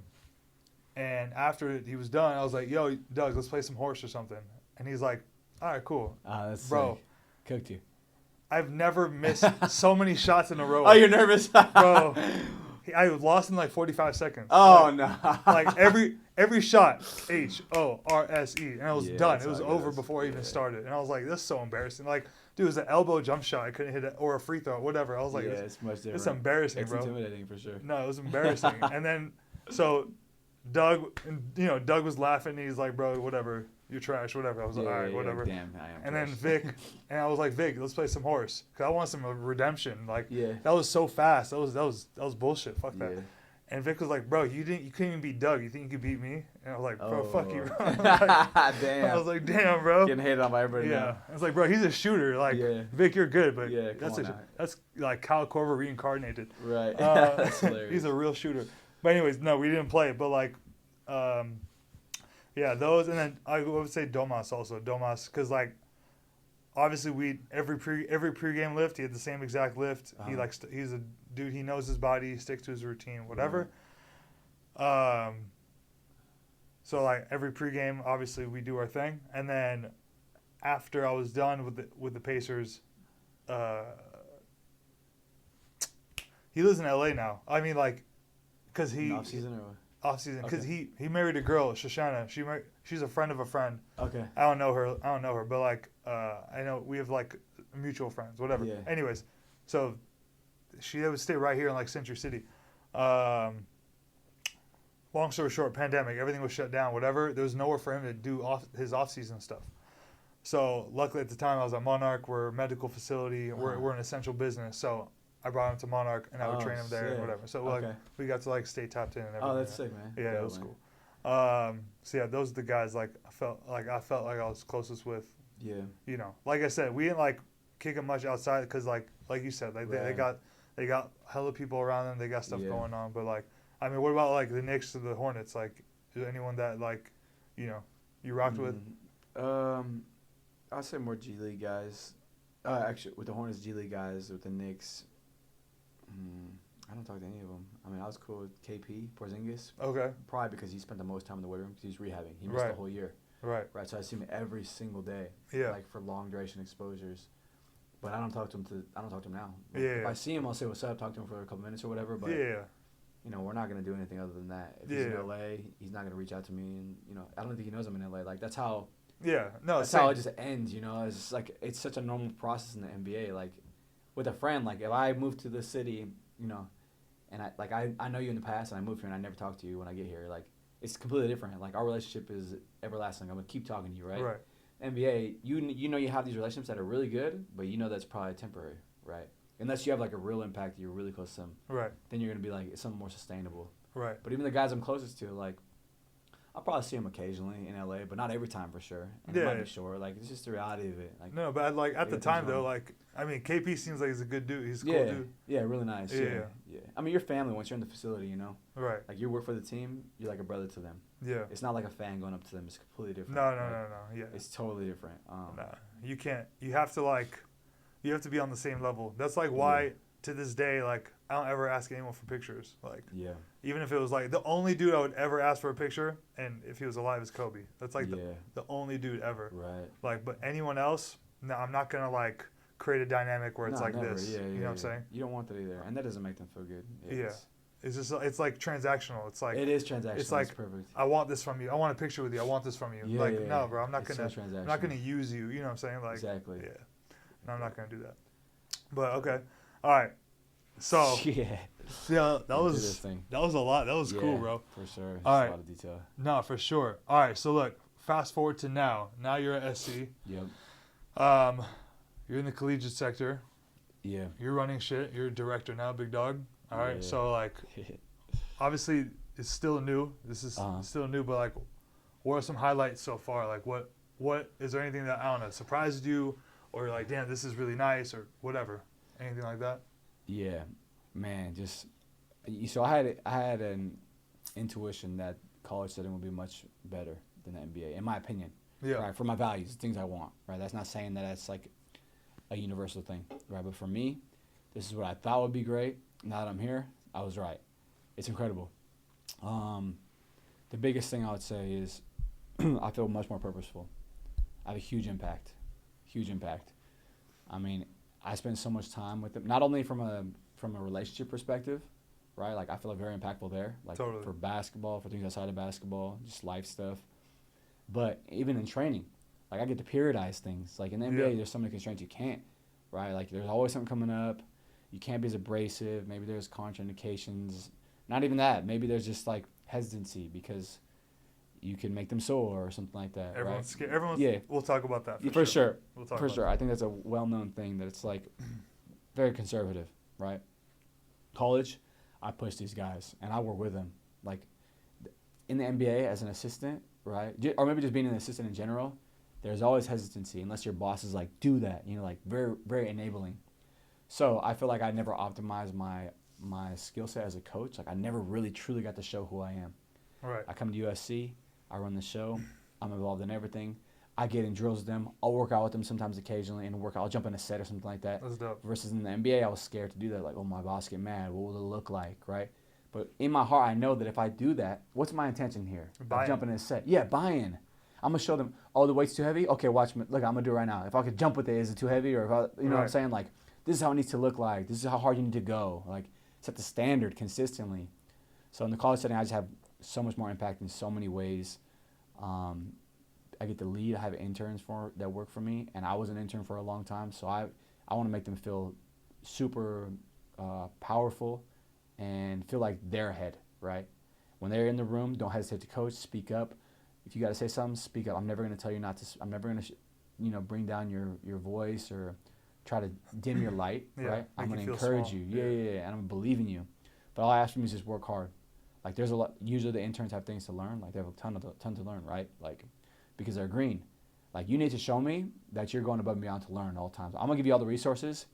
Like, if I see you're learning, okay, you finished that, what's your next task? Boom, boom, boom. You're always going to have something. And if I start to second guess your work ethic, that's when I'm probably not going to be, like, super receptive to helping you get big jobs, right? Exactly. But if you're, like, going above and beyond, amazing. Like, that leaves the biggest impression because it's hard, right? And I'm doing it, like, it's, like, tough love. Like, but I'm not mean in any way. I always want to make people feel like, no, man, they belong here. And if this is your goal, this is what it takes. Yeah, for sure. Like, I'm like that. I'm with that with, like, one of my assistants last year, Randy. Shout out to Randy. But the dude was great. Showed up early, stayed late, took initiative, did everything. Like, I didn't have to ask him to do anything. Like, he did stuff, and I was like, oh wow, we should wipe down the dumbbells. I don't know. I can't think of a good example, but like, oh, that's a great idea. Let's go do this real quick. And I'll do it with him. I'm not gonna be like, yeah, you're my, exactly. You know what I mean? You're my intern, you're my assistant. Yeah, like, go do that shit. No like, way. Nah. Yeah, that was hard for me growing up, like, in this field and seeing people, like, they'll have me re-rep the rack. Like, oh, we're done lift? Okay, spend 30 minutes to clean the racks again. Oh, there's dust on the top on the spot. Like, oh, the top of the TV corner, you didn't clean it yet? Okay, like, you need to go back out there and clean it. Like, this is disrespectful. You know what I'm saying? Like, 100%. You're taking advantage of the fact that I'm interning. Like, how about instead of me doing that, which doesn't need to be done, like, you'd be like, hey, here's an article. Right. Or something like that, right? Like, so that was one thing that left a sour taste in my mouth, and I was like, I'll never be that guy. Yeah, I'll never be that guy either. No,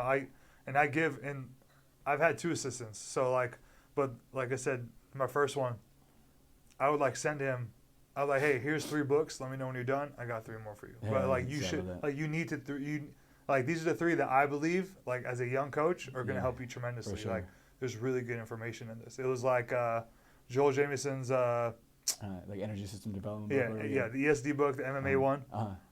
It was like maybe it was Supple Leopard. Killer Starrett. Yeah. Yep, great. And then the third one was probably either Mike Boyle or it was like athletic.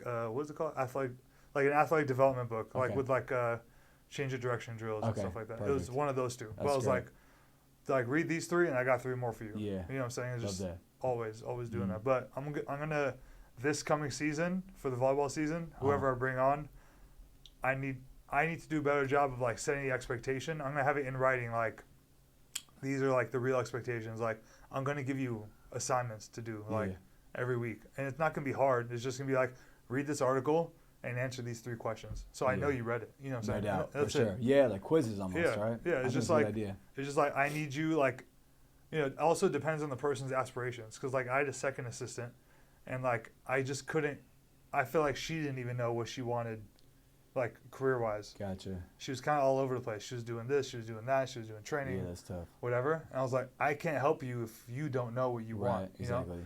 So, even though I still sent her stuff, but I know that she didn't do it. You know what I'm saying? It's like, all right, like, I'm not going to push it because it's clearly, like, no doubt, not what you want. Yeah, the writing's on the wall. Yeah, and it's okay, but, like, that's fine. Yeah. She'll figure out what she wants. Maybe she, you have to certainty. Sometimes people take an internship or a job to figure out if this is for them. Right.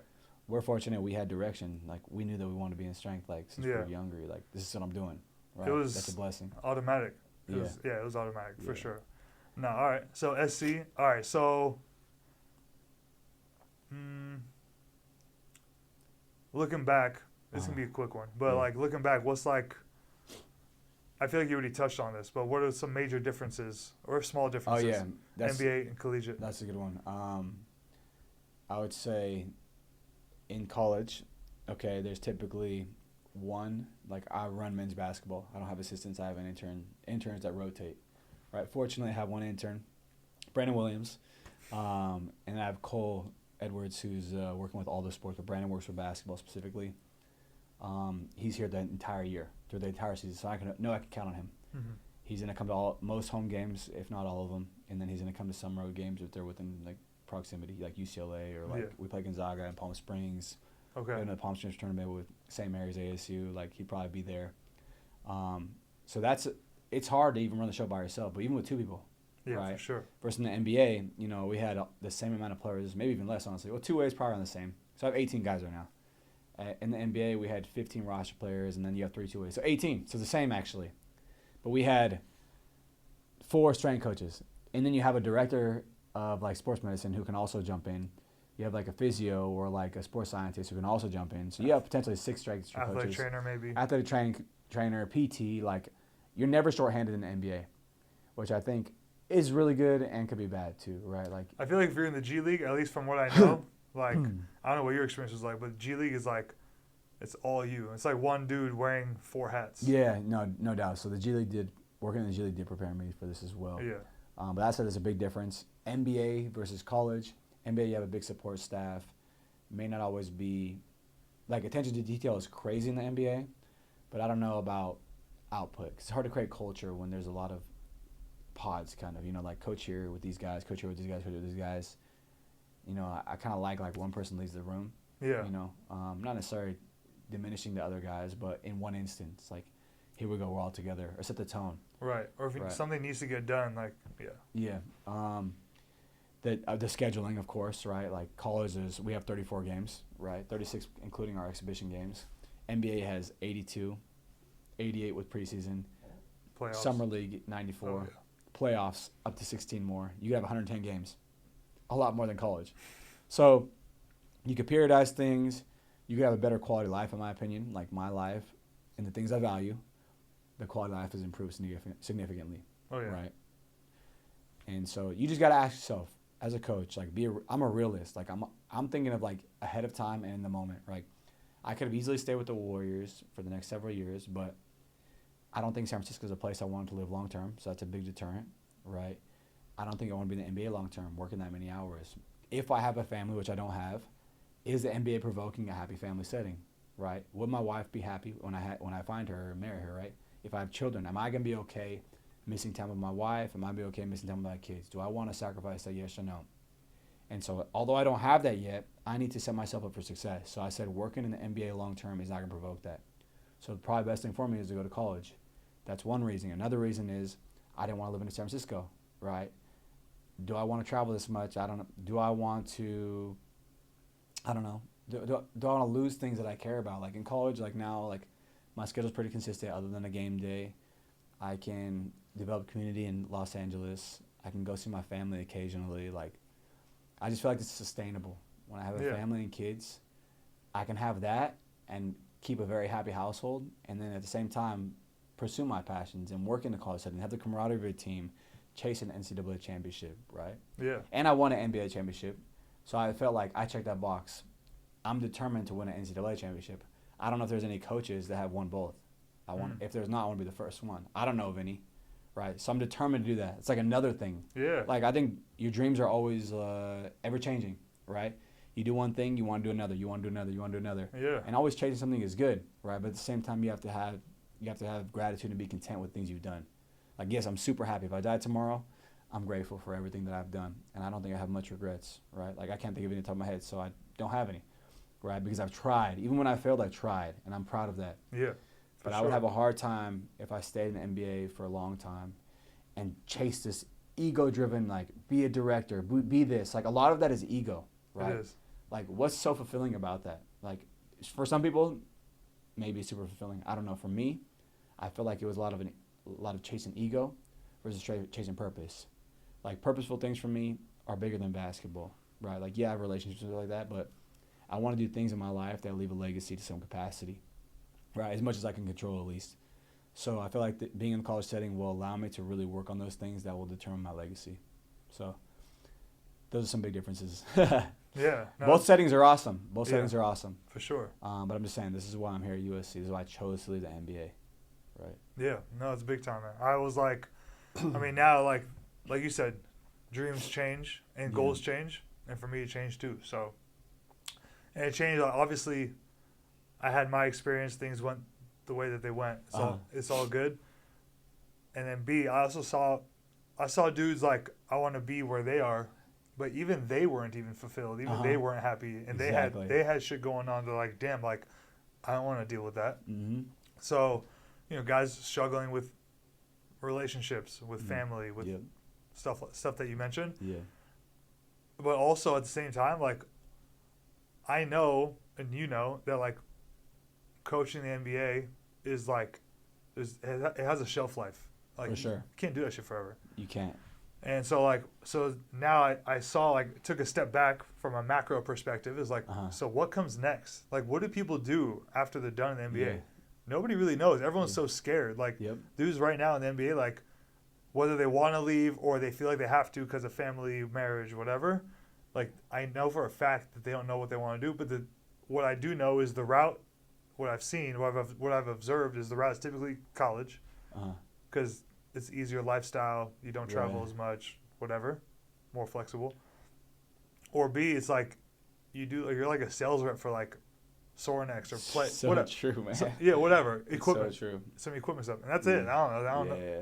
Or like you start your own company, but like I feel like most people don't do that. People are scared to do that. So I kind of took a step back and I'm like, wow, instead of like sitting around and waiting for someone else to tell me that I'm good enough for a job, exactly, which I know I'm already like, which I already know is the case. I'm just gonna do this shit myself. Like, I don't need y'all to train athletes. Don't. The athletes can come to me. I can build my own atmosphere, my own environment. Where like they come to me. I create a community. I serve my community. Yeah. And I just like, fulfill a need that the community needs, but also like from a purpose perspective, something that fulfills me as well. You know what I'm saying? So it's kind of where I'm at now. But yeah, man, like, it's good you can acknowledge that. A lot of people don't. A lot of people don't. It's scary, man. It's super scary. Like, it's not easy. It's not easy at all. It's not easy. All right, let's talk. Let's talk about some training. Okay, let's do it. All right. All right, you kind of touched on this already. So like, let's talk about first NBA in season. You kind of talked about it already. Yep. There is no periodization. You know what I'm saying? Periodization is not a thing really in the league. But like, let's just talk about like Santa Cruz Warriors, or you can talk about anything. But I figured this is probably the most relevant. But like, how did you try to organize your training weeks? And talk about a couple of examples, 1 or 2 examples. Yeah. So the first thing I do is create like a macro cycle training plan the whole year, right? And then I look at. So what I would do is I would get the entire game schedule. From there, I would assume a practice schedule, based on knowing how the NBA or NBA G League works, right? And then from there, I would make another category of road trips and days on the road versus days home. Then from there, I would look at all our flights, where we land, time zone differences, where we take off from, homestands, all those things. Consider that travel, right? And then I would try to do micro periodizations within the season based on, I guess, days away from game or days away from important events, right? And it's pretty tough. And just trying to cover a lot of themes. As for me, like, in a season where you're playing all the time, you have to think about, like, I think of, like, checking boxes and, like, Sudoku, like, fitting things in where they can be and where they need to be. Yeah. And just constantly checking bases, like, making sure things are running seamlessly and they have these exposures that they may get in the game. More of a preventative approach, or, like, like ensuring that they're prepared. Yeah. In so many ways. Like, hamstring. Okay, did I get high velocity sprints this week? Okay. Are they not reaching high velocities? Are we playing a slower paced team? Like, I don't know. A lot of things to consider. But there's so many variables that determine my programming. Versus in college, like, we just had the last 4 months I could do, like, whatever periodization model I wanted. Yeah. Right, with no constraints. Right, this is the priority. Now we're approaching games, and the frequency is still less, like 3-4 days between games. Like, in the NBA, you have to train a lot of times post-game because you have 48 hours to the next game, right? Like, and to follow an undulating model, like a high-load, low-load day, like, it might be ideal to train post-game, right? NCAA, there's some compliance limitations where I can't always do that. Hours, Right, so it's just totally different environment. But ultimately, To determine periodization, I would look at the schedule from a broad lens and then zoom in. As you zoom in, you make the changes. Yeah. Right, and just think of like, I mean, it's probably an undulating model when you're in season, most likely. For sure. Linear periodization Doesn't work to do outside season. Yeah. Like, you know, if you have time. But yeah, in the NBA, no way. Yeah. Even in the college, undulating model is probably the best way. For sure. No, So totally. days out of games, you got to consider that. Exactly. So, like, real quick, just for the, I want, like, this doesn't have to be crazy. Yeah. But I feel like this would be fun to do if you're cool with it. Yeah, let's but, do it. like, it'd be fun for coaches watching. All right. All right, let's say you're in the league, whatever. Yep. Today is, what's today, Saturday? Saturday. All right, today's Saturday. Is a game Monday? Let's say it's a light week, so we don't have to go crazy. Okay. And let me know if this is too crazy. But, all right, it's Saturday. We got a game Monday, we got a game Wednesday, and Friday. Man. Okay. What do you, obviously we're not going to talk about each workout, but what are the things you're going to make sure that happen in this week? Yeah, so considering there's 3, they're all home games. Let's say they're all home games, so make it easy. Okay, gotcha. A little bit easier. So that's a game every 48 hours. Yeah. Right. So that's already a massive constraint. Saturday, games Monday, 2 days out, 72 hours away. Today I would probably do some type of concentric emphasis stuff. No eccentrics. Depends where I'm at. I got to think of things I've done previously to this, but probably more of a speed strength. You know, like high intensity, very low volume. I usually fluctuate between like, okay, if I'm doing a push day, for instance, something bilateral, the next day is going to be unilateral emphasis, right? I think, am I doing rotation? I need to do anti-rotation. So I'm checking these boxes. Lateral flexion reduction, bracing, right? So like a dynamic versus static, right? Yeah. Then I'll think of like influences such as tendinous stuff, like overcoming isometrics, yielding isometrics, right? I got to think of rotation. I got to think of vectors to train in, horizontal vector, vertical vector. So I have like this document, it's like a whole checklist of potential movements, Nice. right? And then you look at the main movements, like for instance, squatting and hinging, right? Sprinting changes direction, right? And you incorporate those into your like prep stuff, your movement-based stuff, and then your strength training stuff. So to answer your question, I don't have that answer because I don't know everything surrounding the days. Like I know a week plan, but I would say that I probably do some type of speed strength stuff, very low volume, concentric focus, because I'm trying to provoke soreness. Following the games, I would do some type of isometric protocol. Probably, there's yielding isometrics, which I do, but I'd say I do overcoming isometrics where you're trying to break through something, and I fluctuate those durations. So for instance, as a potentiation method, I would do overcoming short duration. So very high force in like a cluster of sets. Yeah. Like 5 seconds on, 10 seconds off, 5 seconds on, 10 seconds off, 3 times, 15 seconds of total time and retention, but your force is close to maximal, right? And then following a game, more extensive work. So more tendinous, collagen or reorientation, influence oxidative capacity, bringing blood to the tissue. I would do longer term isometrics. So like, 3 sets of 45-second, split squat overcoming or calf raise isocoming, right? Plantar flexion, or I'll do like bilateral side planks weighted, manual resisted, right? Concentric output, right? If you have access to certain resources, you can use different equipment. For instance, if you had like a 1080 or like a run rocket or like a Ohm Dynamics, like you can do concentric driven resisted stuff. If Ohm Dynamics is isokinetic, right? Right. So you can do max concentric effort at a certain rate, right, with no eccentric resistance. So like things to consider. But the big things I'd say is like volume low, right? To keep it simple, volume low, intensity high. Think of isometrics, multi-positional stuff, a lot of mobility training, right? Neuromuscular component, get in different positions with some external load. And you check those boxes, you should be solid. Cool. Right. They're going to get so much demand and exposure from the game, from the games alone, right? That I have to consider my volume still needs to be super low. Yeah. But that's kind of a quick answer. Nah, for sure. Nah, that was a lot. Thank you. Yeah, no doubt. I'm sure the coaches are geeking out right now, so it's good. Sick. we can all geek out on that for sure. Yeah, no doubt. All right. Piggybacking on that, I feel like you touched on it, but we'll just keep it going. So now it's not. Perfect.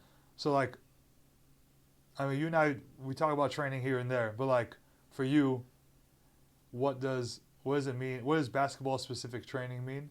Uh-huh. And then also, kind of like, what is your training philosophies? And Gotcha. how do you kind of tie those two together? Yep. Okay, so ultimately, I think of the sport, right? Most sports are very similar, but basketball is a very high change of direction sport, right? Versus like track is linear, right? Concentric based efforts, hardly any eccentric, right? You decelerate when you finish crossing the line. Who knows the distance you're running? Basketball, there's constant change of direction. Plus, there's also contact, right? Which can influence the force absorption capabilities, concentric force output as well, right? You're pushing into a partner. There's going to be different deviance. You have to be able to brace. Anyways, for basketball, I would say the biggest thing that I see as an issue is people don't have like the movement capabilities. Like they're very unfamiliar with appropriate movement strategies. So a lot of it is educating on like, okay, positions, biomechanics, right? Like when you change direction, say if you do a Euro step, for instance, okay, you're trying to control your center of mass, right? And you want to be able to decelerate appropriately. Like of the 3 joints of the lower body, ankle, knee, hip, right? Which one is ideal to absorb the forces, right? Your hip, right? Plus the glute is a multi-pennate tissue, right? The tissue wraps around, right? Versus it's not a linear manner, right? So it's designed to absorb forces and decelerate the rotation. So you have to consider those things. So when I teach someone like doing a lateral step or something like that, a loaded lateral step or like manual resistance, like teach them how to do it and why to do it. Or if I'm pushing you to have to absorb into a skater or, a frontal plane skater stick, like what should your mechanics be? Right. I teach the guys to influence, like your thoracic spine needs to rotate over the hip. That's going to shift your center of gravity over, or center of mass over, and you're going to absorb through the hip more. Think of sitting on a stool behind you so you're not, knee and ankle joint dependent. You use your glutes, right?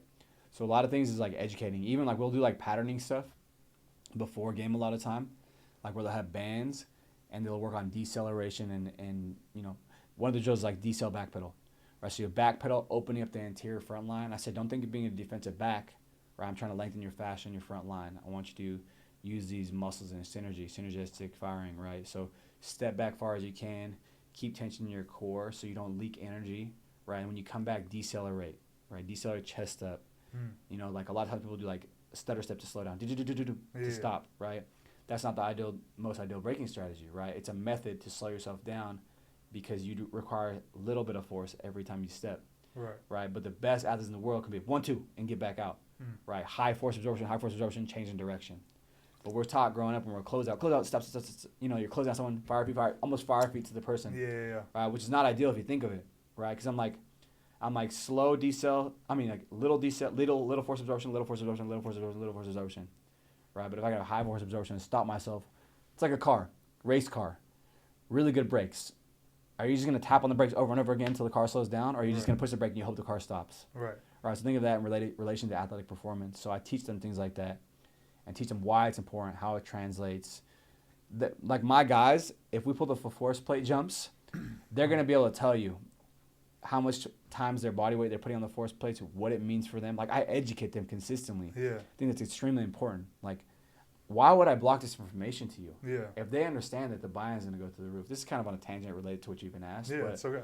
It's super important, right? For sure. So like when I tell them about a Euro step, for instance, right, and I teach them mechanics, I tell them to imagine having a basketball in their hand, or I use a medicine ball and have them practice it. Now your Euro step would be way better. Right. Why do you think James Harden was one of the best scorers in 2016 through 2019 or whatever? He did a Euro step consistently. Almost every time he drove was a Euro step. But what he did is he jumped to his first step, right? He would read the defender because the glute's multi-pennated and he has center of mass balance. He can go left, right, forward, backwards, right? He could do a step back, he could go sideways, leap forward into a leg. He had that control because he had good deceleration and he had great mechanics to follow. So he can make a decision based on someone's response. Right? Just look at any film of him. It's crazy. So I show that to them and they're like, oh, incentivized. Like, now I need to do this in my training. So to answer your question, basketball-specific training, I think you need to understand how the sport works. I think you need to teach them the movement strategies they need to have. That's the biggest thing. They're usually untrained. Even in the NBA guys, they don't know how to move. They use the fastest method, which might not be the best method, right? Which might put more force on certain tissue. So you need to show them what's appropriate. Plus, like, if I do a skater hop and my center of mass is here and my foot's over there, not only my risk of injury is higher, but I'm actually going to get less force when I reciprocate it. Right, because I'm already an extension. I can't create any concentric power because I'm an extension already, right? But if I fall over into the hip the tissue is lengthened, I can shorten and reciprocate energy. Right. Right. So I'm absorbing and transferring energy. Here, you're stuck. Right. Yeah. Anyways. No, you're good. That's Can I why. answer your That's question? why I love doing like bounds with a medicine ball or any honestly holding any object. And I'm Yeah. like, this object goes hip to hip, so it's either in your Uh-huh. right hip or your left hip. Exactly. Right, and that's Yeah. it. And you Perfect. rip it across as you bound or Yep. whatever. That's right. Yeah, for sure. But let's just geek out for a second. You have an NBA player though. Like this dude makes millions of dollars Yeah. moving the way he does. Yeah. It's tough to like be like, hey, you should move this way. Actually, It could be. Yeah. I mean, there's. it's like a decision you have to make. You know what I'm saying? You have to know your relationship with them first of all. Yeah. I think you can't on day one tell them that shit. Yeah. So once they trust you, Right. then you can explain it, and then you have to have like you have to back your shit up. Totally. If you tell them you need to, your strategies you've used and had success with all these years, is not the best strategy. You need to make it better. Right. Oh, you're an all-star? Yeah, but you can be better. Okay. If you're right, if you have trust, and if you tell them something, and if you're right, they're going to respect the hell out of you. Because they understand that's a hard mountain to overcome. Yeah. Right? Like, you're telling someone who's already great, you can be better. Right. Like, you're actually not that good right now. I can make you better. Like, Yeah. oh, well, for real? What? You can make me better? You know Right. what I'm saying? So, That's like, tough. Yeah. yeah, but you have to be able to read the room for sure. Yeah. I think it's the biggest thing. 100%. And know, like, what you're saying, you're certain of it. Yeah. Right? So, and show them. Yeah. Right. No. So yeah, those are very useful things. Yeah. No, for sure. So when you're doing like how often right now with the SC guys, how often are you doing? This is not even whatever. Now we're just Right. geeking, but like how often are you doing change of direction stuff with them? So every single weight training day we have a certain theme. So I have a whole Excel document which talks about like, okay, the weight room thing, for instance. Okay, what's the primary exercise for the day or Right. movements, right? Is it bilateral, upper, lower, whatever, right? Then you'll go to like, what is my conditioning component? Whether it's exposure from practice or if I'm doing some post practice, right? Right. How am I going to accumulate any type of cardiorespiratory work? At the beginning of the prep, there's going to be a theme. Okay, am I doing plyometrics? Am I doing sprinting? Right? Am I doing extensive plyometrics? Am I doing intensive plyometrics? Am I doing like anaerobic repeat sprints? Or am I just doing max effort sprints? Am I doing 3/4 sprint linear stuff? Am I doing 3/4 back pedal? Am I doing pro agility tests? Am I doing change of direction tests? Exactly. Am I doing Yeah. these at high velocity, low velocity? Am I doing these repeated or not? Do you have like obviously when you do all that stuff that's on the court? I'm assuming you just take them to Yeah, the court court or along. We have a long hallway in the weight room, like Oh, yeah. outside the weight room, where they can do sprints. It's probably 100 yards. Okay. Damn. Probably 100 yards. Yeah. 100 From the The door that we 50 yards with the main entrance Yeah. all the way through to the elevator. Oh yeah, that is a long one. It's probably at least 50 yards. Let's go somewhere in that range. Yeah. 100 yard whole football field, maybe probably 75. Yeah. Okay. Anyways, it's long enough. Yeah, no, it's definitely long Yeah. enough for sure. Yeah, like my high school kids, like we'll do like I'll have specific days, like there'll be whole days where it's just change of direction or just linear speed. Yeah. So it's like taking them through. Let's go change of direction. So it's like today the movement skill, the theme of the day is crossover step. So it's like what you use in the 5-10-5 pro agility, whatever. Like this is the introduction. Yeah. I'm gonna teach you the components of this. So like lateral pow, whatever. Right. Right. Push off the inside leg. Talking about creating angles, staying low, center of gravity, which leg are you going to push off of. Yeah. Now first we'll do concentric only, right? Like let's get the movement down. Next, all right, now let's introduce the actual change of direction component. Yeah. How do we maximize the strategy of whether it's a sprint, shuffle, crossover, whatever, to get back? Like, how do you get off the line as quick as you can? Now we're in change of direction. Like, I don't care how fast you get to the line. It's about how fast you get back or how fast you get off the line.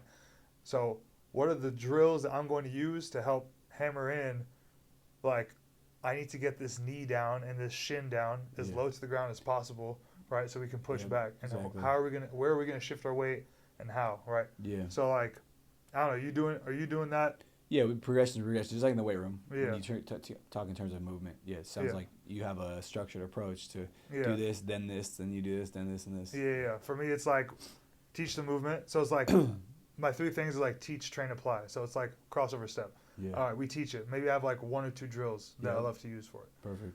Then it's like train. So it's like we do the same or similar drills now, but now they're either resisted or they're more complex. Yeah. Like it's a second component to it. Yeah.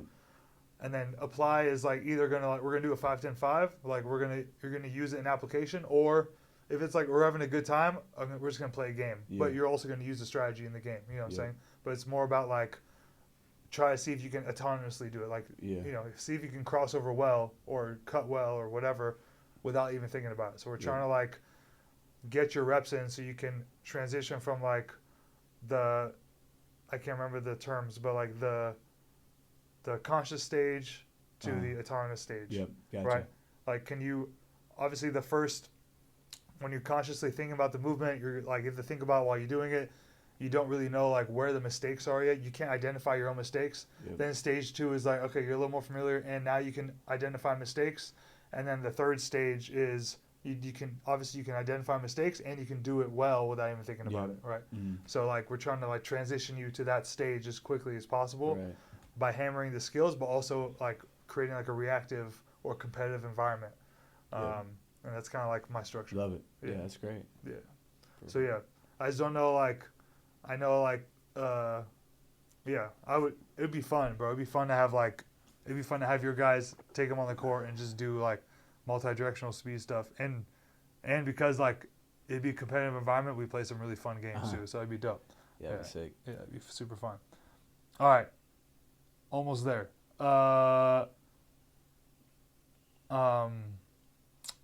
Okay. So I didn't know. I was looking at you mentioned it. I was looking at your like LinkedIn. I didn't realize you worked with like youth in high school, like West Coast Elite. Yeah. So let's like we're kind of discussing it now, but let's talk like youth and high school development. Like, how did you train those kids back then? Like, what were like the big rocks back then? And then would you change anything now? Like, would you approach it differently now? I mean, I'd say back then I was just a lot more naive as a strength coach. So, yeah, there'd be a lot of changes. Okay. I have more understanding. I've learned a lot since that time. Sure. Right? So, it's honestly, it's much easier than people would assume. But I would. It's easier now. General preparation phase, GVP. Yeah. Like, a lot of these guys have no exposure, so many things will work. Things will work.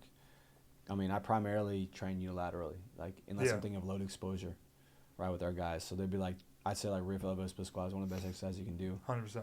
Anything where there's like you have to have more proprioception, balance, awareness of space, versus like a bilateral exercise or a machine exercise, right? That's created for you, but there's a purpose for it. Yeah. Right. Like that's load perspective. Yeah. Right. More, like a more neurological stability, more load. stimulus, right? Like motor unit recruitment. Those can be really good. You know, like so you have to consider those things. But I mean, I wouldn't. There's not much differences that I make. Of course, there's massive regressions in all the stuff we're doing that we'd be doing with them than I'd be doing with NBA players, right? Because of the training age. But you have to consider training age initially, 100%. right? So the youth guys understand that training age is small. It's constantly teaching. So sessions will take longer. You won't get as much done, right? Until that knowledge, like you were talking about, is acquired. Yeah. Right, and then progressive training protocol. Like, for instance, with our guys at USC, if we just talk about, like, a split stance movement or loaded exercise, like, we started with, like, rear foot split squat when I first got there, right? Under tempo, Cal Diaz triphasic model. We did that for a 7-week period, right, where you progress from eccentric emphasis, amortization, isometric phase, and concentric. Then from there, we moved on from a split squat to a safety bar, right, so we can get more loading. Yep. Right, we did a split stance closed chain, right? Then we went to a deficit, right, Nice. just for mobility purposes too. Then we did dynamic, where you're stepping back into a reverse lunge, split squat. Then from there, we did a split squat to a hip flexion, right? So it's more dynamic, your knees driving to the sky, more relative. Then we went to an accommodating resistance phase with the split squat, so safety bar split squat with bands, right? And then now we progressed to a step up, right? We're going into season concentric driven exercise, so step up with bands, right? Very light band, but just heavier band, very light weight. So it's more concentric output focus. So you're with a more bar. with the speed strength. Yeah. So it's like that's like 4 months of work. Yeah. You progress from step 1 to here. Yeah. There's the premise behind a lot of things that I do. Like, it has to make sense over a period of time. Totally. That's fun that you get to do that because that's so linear and you would never be able to do that in the league. Not a chance. Ever. No way. Nah, it's So super. it's awesome, man. Yeah, that's super linear and it's like you're gonna get so much out of that. So much. guys are flying now, so it's cool. Yeah. No, that's cool as hell. What else you got for me? All right. This is actually almost. All right. We're talking about high school real quick. I train a lot of high school kids. Yep. I hope a lot of high school students will watch this, parents, whatever. So what would you tell high school athletes and or their parents about pursuing collegiate hoops or playing basketball at a high level? What are things that from your perspective, are really important? I'd say number one is effort, consistent effort. Don't cut corners ever. You're the one that's gonna have to suffer the consequences of that. That's creates so much separation. Effort, that's reflective of your character too, right? Usually, you're gonna consistently put high effort if you have high character. I just see that's I'm not saying that correlation, causation, or whatever, but I think that they're both in line, right? Totally. High effort will get respect. Treat people well. That's gonna help you a lot. Your skills will develop, and what I'd say in terms of skills training, and strength training too, it's gotta be structured. It's gotta make sense. A lot of times when I was playing in high school and college, I would go I'm trying to get better as a player. I wouldn't work on the things I need to work on. I would just go to spot shots, use a shooting machine, whatever. Use a shooting machine for hours every single day. I'm a great spot shooter from a shooting machine. And even that, you shoot at a low intensity, catch and shoot, too calm. Doesn't relate to the game. No actions, no movement prior. Your heart rate's low. Think of these things and try to mimic the game environment as possible. Same thing with strength training. Don't just go to a trainer who's just gonna put random workouts together every single time. If there's no periodization, if there's no evaluation before you start training, that's a huge problem. There should be an extensive evaluation on each athlete before they start training with you. If there's not, they're doing you a disservice. They're guessing. They don't know enough about you. Yeah, a lot of times, high school guys, a lot of them have very similar qualities that they need to work on, for sure. But not saying they're all the same.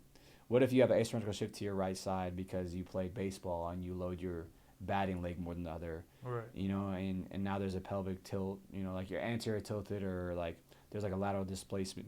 Now you're loading one leg more than the other. And I'm giving you the same program I have everybody else. Why not release tissue and get you moving more symmetrical?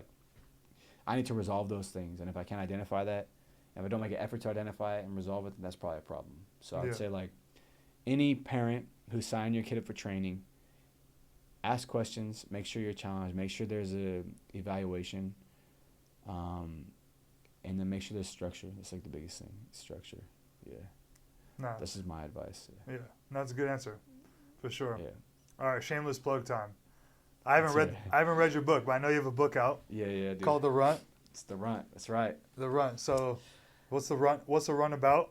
So for me, it's more about purpose. I focus so much on doing things that are monetary or chase a dream that I don't know. It impacts me, not other people. Yeah. Right. So, I just want to leave something behind and dedicate a book to my godparents and teach kids about adversity. You're gonna face it. Be prepared for it. You can overcome it. Right. Be encouraging. Not do a Kindle book or anything like that. I want something tangible. I want families to be close together. I want them to read the book to their children every single night. You're holding your kid. They're close to you. There's a quality time, which I think we're compromising that these days. So yeah, I was I have to write a book. I have to make kids' book, dedicate it, and I want to teach kids a lesson and leave an impact. So that's kind of what. That's crazy. How it that's transpired. Good. Yeah. That's beautiful. It's been one of the best things I've ever done. Yeah, one of my greatest accomplishments in life. Yeah. Wow. That's great. Thanks, man. So the book is about. It's about it. My fault. I didn't tell you. You're right. It's about a wolf trying to join a wolf pack. So once I determined that I was gonna make it about wolves, I went to Barnes and Nobles and read a bunch of wolves books so I could understand wolves. Right. So once I did that, I found a bunch of traits about them. That's cool. That makes them have success in the pack. Why are they lone wolves? What happens? Wow. So once I did that, then I started to create a storyline about the wolf. That's it's cool. Ultimately about a wolf with a disability. His paws are abnormally large. So he's tripping, he's clumsy. Right. And he's you're not valuable to the pack. So the wolf pack's we don't want you. Right. Well, all these wolves have these great traits that can bring value to the pack. The runt, he's get out, you're small, you're clumsy, we don't want you. You slow us down.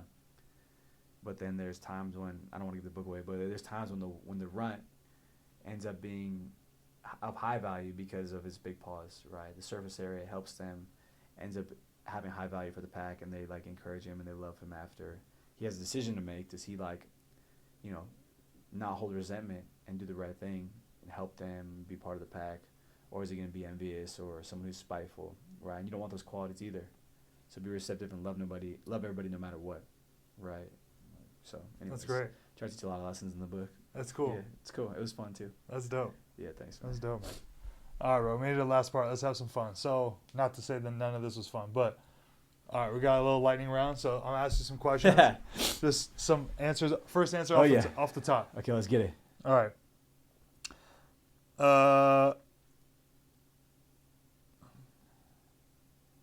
Oh yeah. Okay. Sorry, I read one wrong. Okay. A fun one. Top 5 favorite artists all time.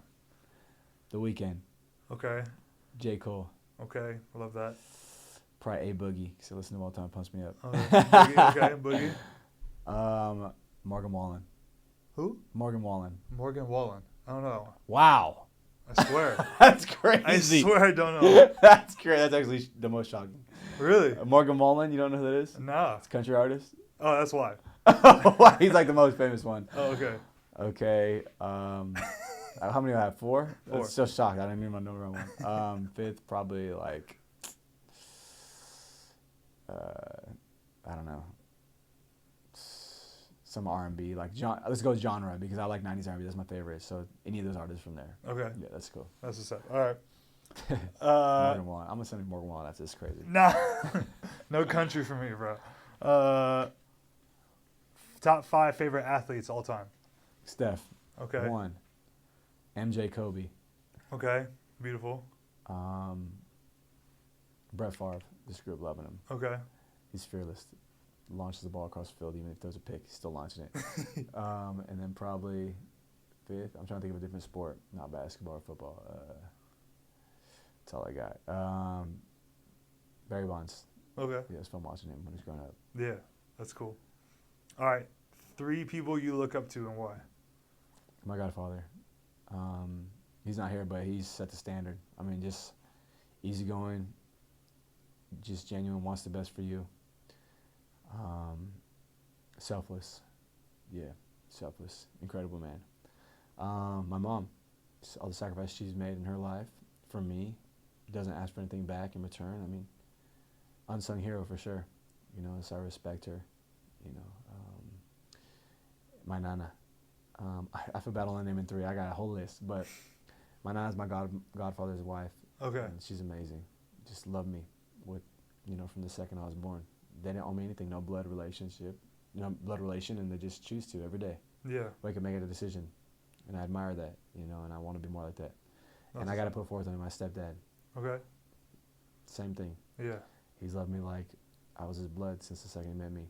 Even when I was a little asshole, and at certain times, like things aren't going my way, I pout or whatever like that. Like, always stood by me, always encourages me, tells me things I don't want to hear, tells me things I want to hear. Like, incredible man, deserves the world. Like, I'm so lucky to have a stepdad like him. That's dope. Incredible, yeah. That's beautiful. Yeah. That's cool, man.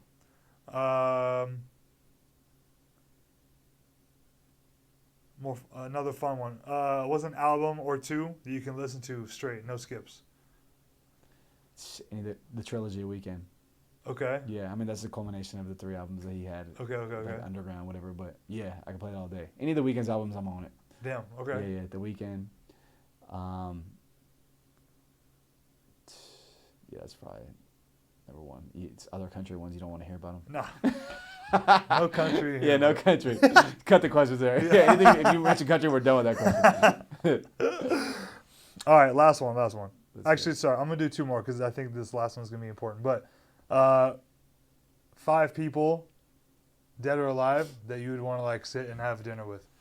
Kobe for sure. Yeah. Same.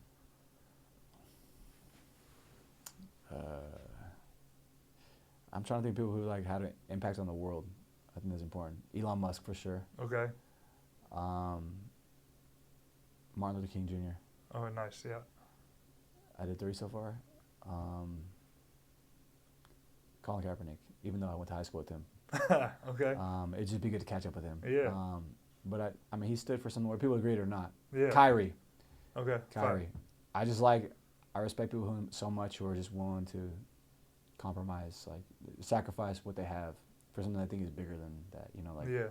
There's so many impactful people in this world,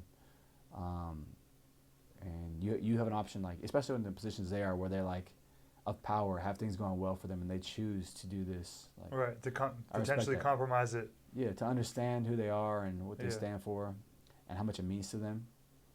I respect that. So that'd be good conversations that like I feel like I learn a lot from. Yeah.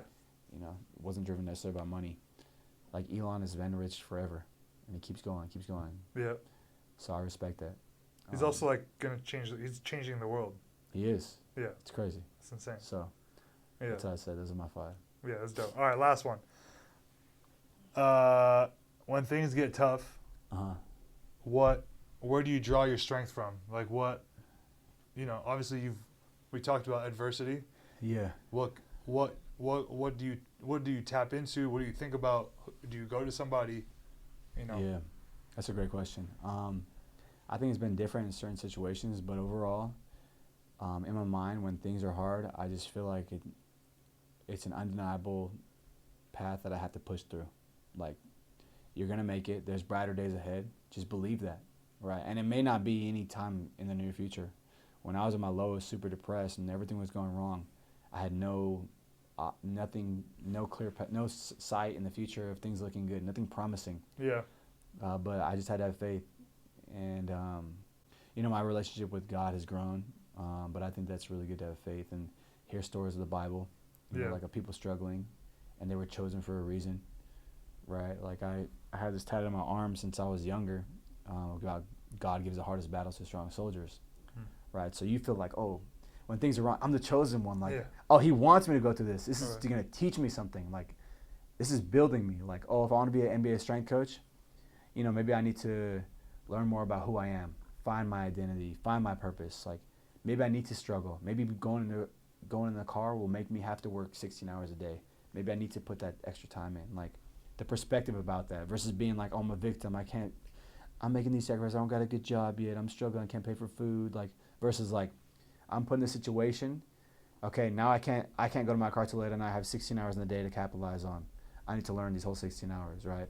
Thank you, God, for providing me an opportunity where that's my only option. I can't get distracted. Yeah. Right? That prepares me for that moment. Going to New York, like, not wanting to be there, not knowing anybody there. Why do you pick a city where I'm isolated, where I don't have friends? Like, okay, you get locked in. You focus on this NBA opportunity, so you capitalize, you get another job. Like, all these things make sense. In life, there's highs and lows. Like, you're going to experience that regardless. So right now I'm in a high point. The last several years has been a high point, right? Before that, there was like so many years of really low points, right? And I just trusted my intuition and knew that, there's probably, I didn't know that, but I hoped there's brighter days ahead, and I had to count on that. I had to believe it when there was no bright spot in sight, right? Like, I was like, it's going to work out. There's going to be better days. And I chose to believe that and convince myself that, and that pushed me through it, right? And so now I'm in the high point. I have gratitude because I experienced the lows, which I'm happy about, right? Yeah. Like, thank God I have this. Like, if I didn't go through the lows, I wouldn't appreciate this like I do. Totally. Right? And there's going to be bad days ahead. Something bad or bad things will happen soon, right? Soon, later, I don't know, but it's going to happen. It's inevitable, right? I feel like because I went through the bad times, I'm equipped for that, and I'm ready for it, right? Like, whatever comes my way, I'm going to face it, I'm going to get through it, and life will be fine. Yeah. Right? It's just part of it. I don't want every day to be great. There's going to be, even intraday, yeah. In certain parts, there's good times and bad times. That's fine. Of course. Like, you got to understand that's part of life. You're not supposed to just feel the highs, right? But I think that you need both of those to feel, the gratitude and know that, like, 100%. you have the strength to overcome. Yeah, bro. No, man. So, Anytime something good, or especially when bad things happen, but even when good things happen, it's like, this is going to pass. This too shall pass. You know what I'm saying? Like, right? Like, we're going to live life, and life is going to throw things at us that we expect, don't expect, good things, bad things, or otherwise. But, like, regardless, like, it's all going to pass, good things or bad things. Like, and you're going to get, like, time is always going to go. You know what I'm saying? Like, no doubt. Someone sadly passes away, that's going to pass. You get a job promotion, that's going to pass. Like, you get a new car, your car breaks down, that's going to pass. Like, exactly. You know what I'm saying? Like, it's all going to, it's just life. You can't stop time. So it's going to keep happening. So you just got to, I'll move on to the next thing. Appreciate what you have, like you said. Yeah. And yeah, man, I feel that. Sweet. Cool. All right, bro. Well, look, before we wrap up, I just want to say, like, for real, like, I'm proud of you. We've been tapped in. I don't even remember, like, since when, but for a minute, like, you and I have always like, I don't know, showed up for each other. Sure. And like showed love, and like I remember when I was going through a rough time, like I got out of a relationship, like I confided in you. Yeah. We had a great conversation over the phone.